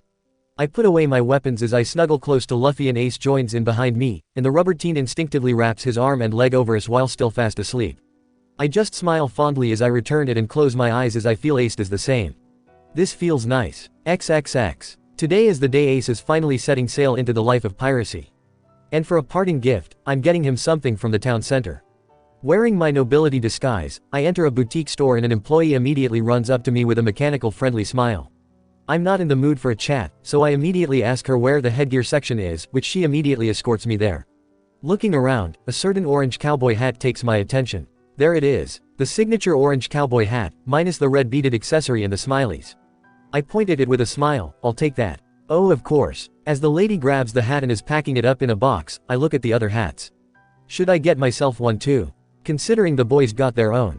But I'm not a fan of hats and they might hinder my movements while fighting too. There's sun hat, beret, top hat, and many others that I don't even know the name of. I inspect all of them and only one strikes my fancy. It's just a plain coral pink bucket hat, with some kind of flower crown decoration around it. If I'm not mistaken, the flowers are morning glories and camellias. I'll take this as well. I tell the lady and she quickly takes it and about to box it, but I stop her. It's okay, I'll wear it now. Here's the money. I tell her as I give her a small bag of something for the hats and I grab the hat box. I wear my new hat and walk out the shop before I sprint off as the employee yells out that I'm stealing the hats. I just laugh and dodge the police that are out to get me before I jump and start to kick the air to float off, watching in amusement as the audiences are all watching me slowly floating in the air with bulging eyes until I stop to land on a roof and run off. I keep on running until I'm back in the forest. The wind gently blows and I giggle as an answer while running back to the shack, where almost everyone is preparing for Ace's departure. I slam open the door and run inside to approach Luffy and Ace, ignoring Dayton's yelling to stop breaking her doors. "Hey Aris, where did you go?" Luffy asks before he, Ed, when he sees my new hat and I grin at him. "Ooh, nice hat. Where did you get it?" he asks. "From town. Stole it." I answer him before offering Ace the box, who accepts it with a brow raised in confusion. "Don't open it yet, I need to add something extra." I tell him before I run up to my bedroom. Luffy and Ace built their own hideouts outside of the shack and have been living there since, so the bedroom became mine eventually. Unfortunately I only use it for anything but sleeping, because I always sleep with Luffy and sometimes with Ace too. Sleeping by myself makes the nightmares come. Grabbing my crafting box, I take out a familiar red beaded accessory with smileys and I grin at it. I never thought that I would be the one making the trademark accessory for the hat, but when I saw the smileys and the red beads one time in town, I knew I had to do it. Taking it from the box, I run back out and jump back down to where the boys are. The box is still closed and Ace is pushing Luffy away with his foot as he holds the box away from his reach, telling him to stop joking around. "It's okay. You can open it now. It's your birthday gift from me to you, after all." I tell him with a smile. Ace immediately kicks Luffy away as he opens the box, his eyes lighting up as he takes out the hat. "Luffy and Sabo got their signature hats, so might as well I get you and myself our own hats." I explain as he looks at it and wears it happily while Luffy is watching it with the same excitement. "This is awesome. Thanks, Aris." Ace thanks me with a bright grin. My heart skips a beat and I can only return it with a happy smile. After years of living with them, we're all slowly picking up each other's characteristics and I suppose Ace is picking up Luffy's, which is the best result of all. "Oi, Aris, you have a weird face right now." Luffy informs me and that snaps me off from my stupor before giving Luffy a hit in the head for calling my face weird and looking back at Ace while ignoring Luffy's pained cries. Anyway, considering that hat looks too empty, I decided to add another thing. I continue as I slip the accessory to the hat with a nod. "Yep, now it looks complete." I say to myself as Ace takes the hat off to see it better. I can even see sparkles on his face and my heart skips a beat again. He's so cute. It's like seeing Luffy's double and my heart cannot handle it. "Oi, Aris, you have that weird face again." Luffy comments again and I hit him again in the head. Well, thanks for the hat, Baris. I'll treasure it. Ace replies with a grin and I return it happily. Then, it's my time to give you your gift. Luffy starts as he takes out something from his back, revealing it to be the familiar green dagger that Ace has on him when he made his debut in the manga. The one thing that Ace doesn't seem to be using but for a memento only. Ooh, this looks cool. Thanks, Luffy. Ace thanks him and Luffy giggles in return. No problem. Once the preparation is done, the three of us and the other bandits but Dayton leave the shack to where Ace docked the given boat and both Mayor and Makino are waiting. He jumps on the boat and turns to look at us with a grin. Well then, I'll be off now. Tell Dayton my thanks for everything. Ace announces with a wide smile, you'll hear some news about me soon enough.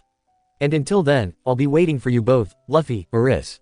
We'll meet at the top. He says. Yeah, and we won't lose to you. Luffy replies and I nod along. And just like that, Ace finally sets sail, waving his arms at us as his boat slowly sails away until he's far enough that we can't really see his face anymore.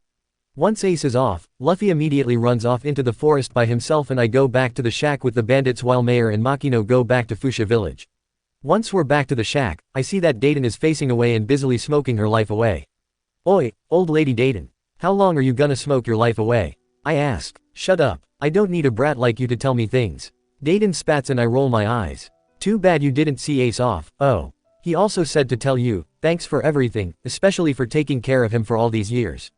I tell her with a smile. The last one is not really spoken out loud, but I know Ace enough to know the silent words he gives.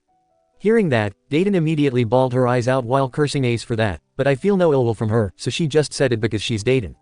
I just chuckle at that while the bandits are teasing her for crying, which she immediately denies. Just 3 more years, and then we'll finally set sail. I can't wait to finally write the greatest adventure ever. The end of One Not Bounded arc. Continued to the first saga, East Blue Saga. Chapter 30 updated. Oi, Baris. Hurry up. Shut up, rubber brain. I'm getting ready, don't disturb me and make it even longer. I snap as I pick up my satchel filled with my important stuff and put on my flowery bucket hat, posing a bit in front of the full body mirror and looking at my growth spurt. The most important thing is how I'm a bit taller than I was 3 years ago. I grew up into a whopping 149 centimeters, which honestly doesn't really change at all from before I got thrown here. What the fuck? What gives? Where's that weird physiology of this world when I really needed it? Well, anyway, other than that, nothing else really changed. Hair is still the same cut, only this time I dyed the long side hairs with coral pink ombre. My face is still the same, just like Luffy's forever baby face. But one thing for sure is how I lack growth on my chest but muscular on other places. No jiggly boobs, but at least I'm more muscular than Luffy.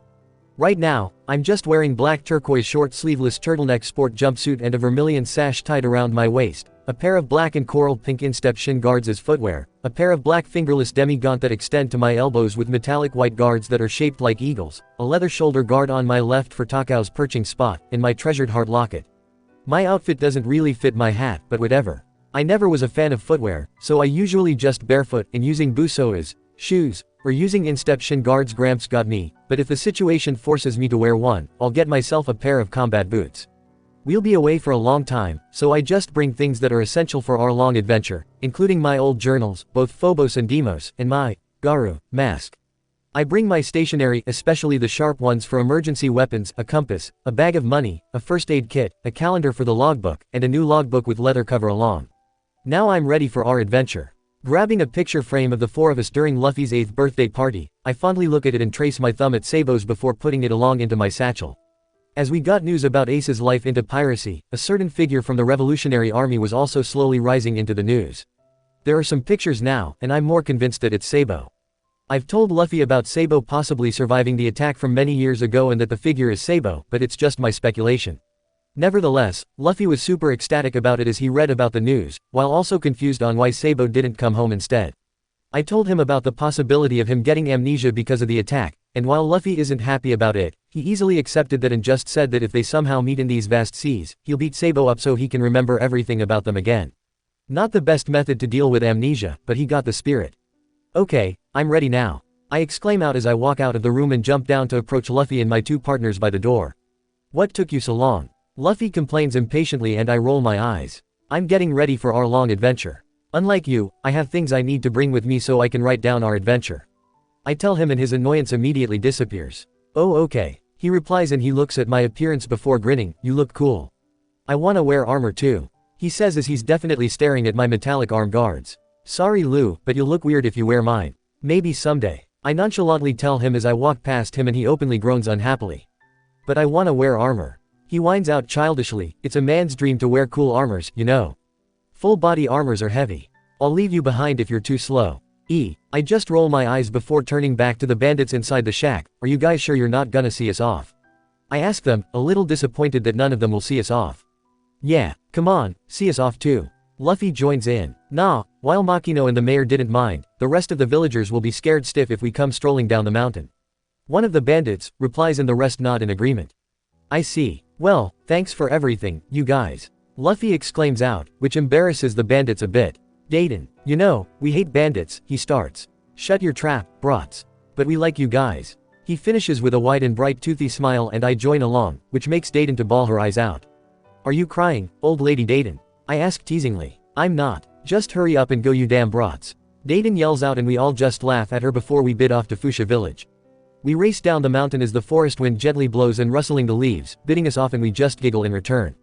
We run until we enter the village and into the dock, where Makino, the mayor, and the rest of the villagers are waiting for us with a small rowing boat. We greet them all as Luffy jumps onto the boat, followed by me and Flame, while Takao flies and perches on my shoulder as I lean on one of the 2 barrels of supplies we got from Makino. Using kanbun, they contain apples and fresh water and I cringe a bit. I'm not a fan of apples, but at least there's food for us. Hey Luffy, why don't you just use my old fishing boat? One of the villagers offers. Nah, we're fine with this. This is how we're gonna start out. Luffy replies with a grin. What, in that little rowboat? The villager points out in concern, especially with Flame on board too. Don't worry guys, we're gonna be okay. We're not those snotty children from 10 years ago anymore after all, so we'll be fine. I assure them with a smirk, and don't worry about Flame.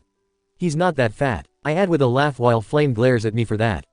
Then Luffy turns around to face the open sea as he glances at me and we nod in sync before he brings up his fists into the air. Sabo. I hope you're watching. We're finally heading out to sea too. Luffy yells out into the sky with a big grin before looking forward and reaching for his hat as the wind picks up. Sabo set out first, and Ace set out second. We'll be the third, but we're not gonna let them beat us. He exclaims, just you wait, Ace, Sabo. We'll catch up with you in no time. He finishes. What's that, Luffy? Yelling and muttering to yourself, are you trying to cast some kind of good luck charm? One of the villagers asks curiously. Nope, it's not a charm, but a challenge. Luffy replies. Well, we'll be going now. I tell them with a grin. Take care, everyone. Both of us exclaim out in sync before we start to row ahead and we both sense something moving under us until it emerges from the sea, revealing it to be the Lord of the Coast. I can sense that it's definitely hungry while the villagers behind us are all panicking. You do it, or me? I ask Luffy as we watch the Lord calmly. Nah, I'll beat him. He replies and stands up, bracing an attack. Gomu Gomu no, pistol. He yells out as he delivers a hard punch to the Lord, knocking it out. We both high-fived each other, while the villagers were cheering on our accomplishment. I sense 3 familiar figures from the forest nearby and I grin at that particular direction before waving to them. While the other 2 are waving back, the last one is seemingly embarrassed before stomping away. Geez, Dayton keeps on acting tough, and it's a little endearing and annoying at the same time. Alright, we're off. I'm gonna be the Pirate King. Luffy exclaims out and I smile at that. He sure is gonna be. And then we keep on drifting off to nowhere as Luffy keeps on rowing. While I have a compass, I don't really know how to use it other than being a cool waypoint, so I just use kanbun to detect the surrounding area. Flame is happily relaxing while Takao is doing the navigation with my compass. After who knows how long, it's getting really boring just drifting along the waves. I'm bored. I whine out while watching the blue waves. Me too. Luffy agrees, with the same bored expression. As if the sea god heeds our call, I sense something from the sea around 10 meters or so from our boat. Hey Luffy, I think I sensed something. I inform him as I send Deimos to check on it and close my eyes. Really? What is it? He asks in anticipation. I see a whirlpool ahead of us. I announce calmly as I bring Deimos back and into my satchel it goes. Let's get into the barrels. Better be safe than die stupidly after a few minutes of setting sail, right? I tell him as I open the water barrel one and throw the contents into the sea while Luffy is literally inhaling the apples in the other one. While both Luffy and me jump into the barrel, he insisted we both enter the same barrel so we don't lose each other. The animals take the sky route with my satchel. Inside the barrel, it's obvious that it's not for 2 teenagers with long limbs, but it's even more surprising that we both fit inside it, so I guess it's just a pretty big barrel. Still, it's very cramped and hot. The sea sways the barrel around, including us inside it, and it's a miracle that the lid didn't open and drown us both. We stumble over each other plenty until Luffy lands on my chest, and he winces a bit. Why are your boobs hard? Luffy complains and I give him a chop in the head. Stop talking. You're taking all the oxygen. I tell him as I close my eyes, let's just sleep. We'll reach land eventually. And he did, using my non-existent boobs as his pillow while he snores away, and I slowly join him into the dreamland, hugging onto him like a body pillow. Eventually I woke up from continuous impacts and rolled around until we eventually stopped moving. I focus on my surroundings and it seems like we're in the kitchen of a ship, and there's our pink-haired coward slowly descending down the stairs and approaching the barrel we're in before more rolling ensues. Lord, I'm gonna be sick. But the rolling suddenly stopped as 3 people slowly joined in with the cowardly boy, talking about the barrel he had, aka as before the barrel got turned up. I poke Luffy and tell him to wake up, but he's still snoring away, so it's time for plan B. Oi Luffy, there's a mountain of meat outside this barrel. I say and back up a bit as Luffy opens his eyes and immediately launches up, breaking the lid into pieces and accidentally uppercutting a guy at the same time. "Meaaat. He exclaims out as he starts looking around and realizing the people around us, Who are you guys? He asks innocently. Who the hell are you? The people outside, the pirates, yell back at him and I snort in amusement as I squeeze up to stand next to Luffy and I can see them bulging their eyes even more. Yo, sup? I greet them with a mock salute. Who the hell are you? They yell again, but this time directed at me. Me, I'm his first mate, I reply as I thumbed at Luffy, who's picking his nose. Gross. And he's my captain. We're pirates. I finish with a grin as we both look down and see a knocked up man just laying on the floor. He'll catch a cold if he sleeps there, you know. We comment in sync as we step out from the barrel. It's your fault. And then the pirates are threatening us with their sabers by our faces. You bastards, stop screwing around. Don't you know we're pirates? They yell out, but Luffy ignores them to approach Kobe, asking for food while I just look at the saber. You shouldn't use a weapon to threaten someone, unless you're prepared to die. I tell him calmly as I reach up to the sword, imbuing Buso to my hands and just shattering it into pieces while the said pirates are taking double takes on the now destroyed sword. Now, what else should I crush? Maybe your family jewels. I ask back with a sweet smile as I make grabbing motion on my hands, and they're widening their eyes as they move their hands to cover their nether area in fear. What are you guys doing? You shouldn't mess with Aris if you still wanna see tomorrow. Luffy comments with a pale face and, are you an idiot? Expression. Just who the hell are you? One of the pirates asks in fear. Me. Luffy and me ask back in unison, I'm Monkey D. Luffy, name's Ryu and A. Aris. We reply in sync with a big grin, nice to meet you. Despite our polite yet in sync answer, they all are suddenly running away in fear, screaming out while dragging their unconscious friend with them. I raise an eyebrow while fiddling on my gauntlet while Luffy is staring at the door. I guess they're just not used to meeting people that talk in sync with each other. Cowards. What's with them? We say in sync before turning around to the pink-haired scaredy cat behind us, who absolutely fears for our lives and possibly himself too. Hurry up and run. Kobe tells us and we glance at each other before looking back at him. When they come back with their friends, you'll be killed. He continues and I just let out a boisterous laugh. Only death can kill me, and I'm not going down without a fight. I reply with a mischievous grin as I crack my knuckles. Anyway, I'm hungry. Luffy says while rubbing his grumbling stomach before he starts to walk off into the storage room. I suppose he uses Kanbun to find food, or just his good sense of smell. I wonder if they have valuables. I add as I snatch myself plenty of eating utensils. They looked valuable enough, but unfortunately I don't have my trusty satchel to store them, so I just take the most valuable looking ones and pocketing them. What are you doing? How are you so calm? Kobe is visibly panicking, and for once I'm looking down on someone considering he's somehow so short before he'll go train under garb. Calm your ass, pink hair. No one's gonna die today. I tell him as I walk past him to join Luffy, in which he grabs me and tries to pull me back while I keep on walking and dragging him along.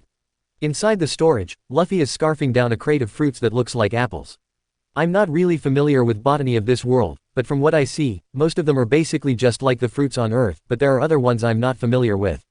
Oi Luffy, whatcha eating? I ask and catch the one that Luffy throws over his shoulder while he keeps on eating. It's good. You should try it. He replies, it's not an apple, don't worry. He reassures me and I take a bite. It's sweet and juicy, but it has the same crunchy texture as apples, so no. Kinda like an apple. Nope. I say shortly as I throw it back at him and he catches it without looking back. More for me. I watch him eating the fruits up before turning to Kobe, who's still holding onto my arm and is watching Luffy in disbelief. Not to discourage your bravery, but you need to at least take me to dinner first before being clingy. I tell him and he sputters away as he lets his grip go and starts apologizing. Cute. So, what's your name, Pinky? I ask him as I sit down on the wooden flooring. I'm Kobe, and that was pretty cool of you both, for having the bravery to fight them. Kobe says as he sits down too. I wouldn't have the bravery to even try, he adds softly. And why's that? I ask, you afraid to die? Oh of course, who wouldn't be afraid to die? And especially when there's Alvida-sama and her iron mace. Kobe yells and I raise my eyebrow at him while Luffy has finally finished eating the fruits. What, you her friend or something? Or any of those pirates that attacked us? Luffy asks and Kobe looks down for a moment, contemplating something before starting to tell us that 2 years ago he was about to go fishing by a boat, but somehow it got pirated by Alvida and her goons, thus sealing his fate being their new chore boy. So you're a dumbass, huh? Why didn't you just run? Luffy replies, it's impossible. Impossible, impossible, impossible. Just imagining Alvida-sama knowing it freezes up my legs in fear. So you're a coward then. I really don't like people like you. Luffy decides with a laugh, while Kobe seems disheartened by that. But I guess you're right. If only I had the courage to fight those pirates like Aris-san, maybe I can do something too. Kobe continues before looking at me and Luffy, how did you two even be inside the barrel? He asks. There was a whirlpool, and the boat kinda got caught there. I reply calmly and he seems horrified by it.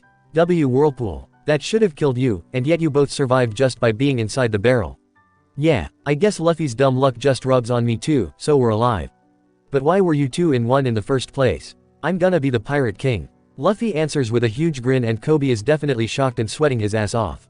PP Pirate King. Yeah, are you serious? I'm serious. So Luffy-san and Aris-san are pirates. I did say it around 15 minutes ago, didn't I? I point out. And your crew? Just us for now, we're recruiting. I add. And then Kobe just freezes up. Luffy is waving his hand to his face before Kobe quickly stands up and starts spouting things we already knew about Pirate King and actually got the guts to tell Luffy that it's an impossible dream to be granted, especially in this great pirate era, which gains him a double Buso-induced hit on the head by us. Why did you hit me? He mutters as he holds his head. Just because, Luffy starts. You're annoying. I finish before I decide to gather up supplies of food. We're going off again later, so better stock up so Luffy won't try to eat Taka or Flame again. Kobe laughs pitifully in return. It's okay, I'm used to it anyway. He says softly. Okay, I feel kinda bad for the anxious lad. It's not if it's possible or not. Luffy continues as he places his hand on his hat and takes it off to look at it, while Kobe turns to look at him in surprise, but I do it because I want to. I decided to become the Pirate King, so I don't care if I die fighting for it. He finishes before placing his hat back on his head. And it's not like I'm with him because I'm suicidal or anything. I continue as I tied the sack of ingredients and look at Kobe, but mostly because if I don't keep an eye on this dumbass, his luck will run out eventually, and I need to be with him when it happens so I can spare him a little bit of mine, so we can keep on going to reach that goal. I finish with a smile as I give Luffy a gentle bonk on his head. Anyway, I'm full now, so we should go get a boat. Luffy tells me, maybe they'll give us one if we ask. He adds and I roll my eyes. We're pirates, we don't ask for it, we steal it. I tell him with an evil smirk, but he bonks me in return. That doesn't sound nice. Stop it, he replies and I pout. Says the one that kept on dinner dashing. I argue back. That's because I'm hungry and I don't have money. Exactly. Same reason as this one. I never thought of it that way before. Kobe mutters, do you think I can do it too? He asks, about not being afraid to die for your dream. About what? Luffy asks back. Do you think that maybe even someone like me can join the Marines? Marines. That's right. Kobe exclaims out as he stands up and faces us with a newfound determination in his teary eyes. It's my dream to catch bad guys. It's been my dream since my childhood. Do you think I can do it? How should I know? Luffy replies with a laugh, and I just silently smile as I haul the sack to my shoulder before looking up. Oh, she's closing in. No, I will do it. Kobe continues confidently, I'm going to get out of here and stop working as a slave for Alvida-sama. No, I will catch Alvida. And as if on cue, the ceiling is suddenly crashing down on us, alongside with someone landing on the lower floor, making dust covering our vision and splinters to rain over us. I can feel many other people from beyond the wall behind us, readying their blades. Luffy and me glance at each other with a knowing look as I take a step to the left a bit. Making someone like that as your friend, who did you say you're gonna catch, Kobe? Alvida asks as the dust slowly dissipates while Kobe is shaking in his shoes, surprisingly not pissing his pants. Alvida is one big lady with wavy hair and freckles on her cheeks, basically has the same body shape as Dayton, only Alvida is filled with more muscle mass compared to old lady Dayton. I guess using a huge iron mace as a weapon of choice will do that to you. Luffy is watching them, not even flinching or turning to look as the blades are piercing through the wall behind us and basically caging us as Alvida looks annoyed at Kobe before looking up at us and smirking. It looks like you're not, Pirate Hunter, Zoro. Alvida says. Zoro. Luffy echoes back curiously before turning to me, is he that one guy with Moss's hair? He asks and I snort loudly before hiding it with a cough. That sounds like him, I reply with a nod. Ah, it's been a while since I heard about Zoro. I bet he's being tied up at that cross right now. What a dumbass. Kobe. Alvida calls and Kobe lets out a squeak, who's the most beautiful woman in the seas? She asks with a smirk. That is, oh of course, it's. Luffy then points at Alvida and turns to Kobe, who's this fat old lady? He asks bluntly, making the people that surround us to gape open their mouths in shock and horror. Don't be rude, Luffy. She's not fat, she's just huge, like Dayton. I tell him calmly. Oh, really? I guess so. She seems stronger than Dayton too. Luffy nods in understanding as Alvida is definitely furious. You brats. Alvida yells out as she swings her mace down onto us, but we both quickly jump to the sides to dodge the attack as it crushed our previous footings. Luffy lands in front of Kobe while I kick the air to exit the place by the hole above us with the food sack on my shoulder before landing on the deck, with Luffy and Kobe following suit behind next to me as Alvida's men are coming at us. Luffy and I grin as I quickly grab Kobe to my shoulder and jump into the air while Luffy starts dodging and countering their attacks. Kobe is both amazed and horrified when he realizes that we're floating in the air. Calm down unless you want me to drop you. I tell him and he immediately goes still as we watch Luffy basically just showing off his hard work of a full decade for this exact moment. Look at him, just showing off. He better save some for me too. I comment and Kobe just turns to look at me with a confused look. Oi, Luffy, don't beat them all up. Save some for me too. Hujin Angan, I exclaim out with a smirk before starting swinging my legs, releasing small projectiles of sharp winds to the men below while Luffy easily dodges all of them. Once I'm done, I land back down on the deck and put Kobe back down as I can feel both Takao and Flame flying above us before they land down on the deck next to us, scaring Kobe up. I ignore him as I give the sack to Takao. Take it away, Takao.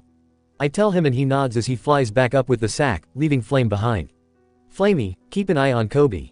I order him and ready my stance as more men are running up to me. Got it, master. Buso, coating my fists and grabbing the blades that come at me, crushing it all in turns before I reach down to one of their crotches. Grinning at the poor lad, whose face is getting pale, I quickly grab on his balls, Juris Rahasia, Penghankar Ongur, and crush it. The poor lad can't even let out a scream as he immediately crumples down and faints from the extreme pain. Others who see it immediately put their hands on their crotch and backing away as I glance at them before smirking, bringing up my hands to make grabbing motions. Who wants to try it too? I ask and they all immediately scatter off with a scream. I can feel Luffy shivering and actually doing the same. Oi Iris, stop it, you're making me feel it too. He yells out and I just laugh at him. Just focus on beating up the others. I tell him as I bring up my leg and swing it at those who are running away, letting the sharp wind projectile to get them, unless you want me to finish them all.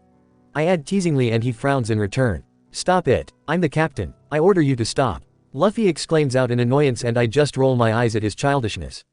Fine, I'll hold back, for now. I reply with a shrug and take a side step as one guy tries to attack me with his sword. I keep on dodging as he keeps on swinging it around while screaming like an idiot. I frown at it as I start to remember Koshiro's words. Swords aren't just tools, they're magnificent tools that will show its greatness and will choose its own owner. Believe it or not, they all have spirits and personalities. I ward the sword away with a swing of my arm, letting the gauntlet clank against the sword. Don't you dare, I start as I clench my fist and reel back to punch his face, making him fly overboard and into the sea with a splash, make swords look lame. I finish with a huff, making Luffy cheer out in the background before he gets interrupted by the other pirates that are chasing him. Many against one is unfair, you knew. Luffy exclaims out as he runs around with the pirates hot on his heels. I just watch them running back and forth calmly while Kobe is panicking. Why don't you go help? He yells at me and I just wave my hand at him. He'll be fine. If he asks for it, I'll do it. I reply casually as I take a step to the side when someone attacks me from behind and I turn around to give him a palm strike to his chin, making him fly off and landing on the deck with a pained groan as I turn to watch Luffy again. Luffy is currently letting his arm stretch as he keeps on running while his hand grabs on the mast, which scares the pirates up until Luffy stops with a mischievous grin before he stretches back to them, hitting them all like a bowling ball hitting the pins in a strike with his Gomu Gomu no rocket. I can see Kobe is dumbfounded by Luffy's stretchiness as I look around that most of the men are down already, and I dust my hands together for the job well done as I approach Luffy and we give each other high fives. What are you, Luffy-san and Aris-san? Kobe asks with his expression both in awe and wonder. Me, Luffy echoes back as he pulls his cheek to stretch it further than normal. I'm a rubber man. He answers with glee. I'm just your friendly otherworlder pal. I answer with a grin. Our rubber man and otherworlder. Kobe echoes back with an even more dumbfounded expression before he realizes that Alvida is standing behind him that he quickly crawls away to hide behind us, with Flame following along to heal on my side. You ate a devil fruit, didn't you? Alvida asks Luffy as he lets his cheek go and it stretches back with a slap. Yeep, I ate Gomu Gomu no mi.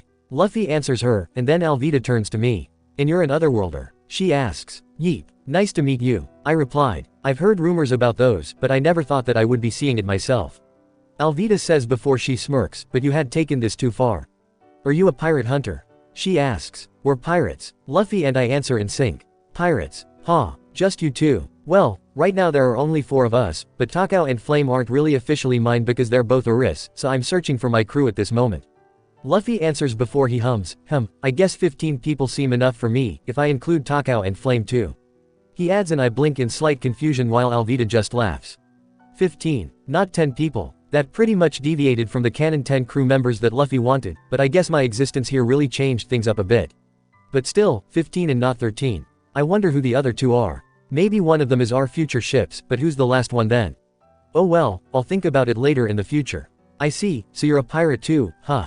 Alvida points out, then I guess that makes us enemies, isn't that right?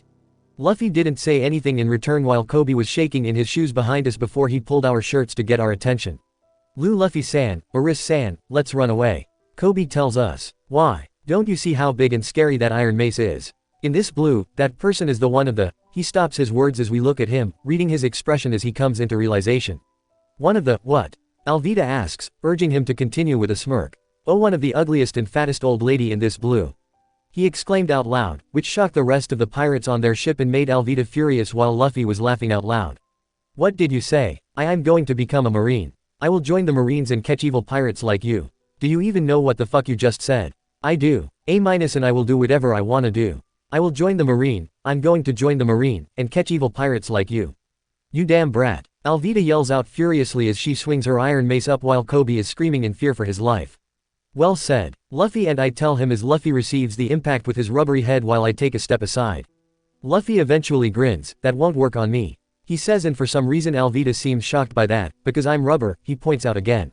And then Luffy wards the mace off of him with Buso coating his arm, throwing his fist real far behind us before retracting it back and delivering it to Alvida's gut, Gomu Gomu no pistol.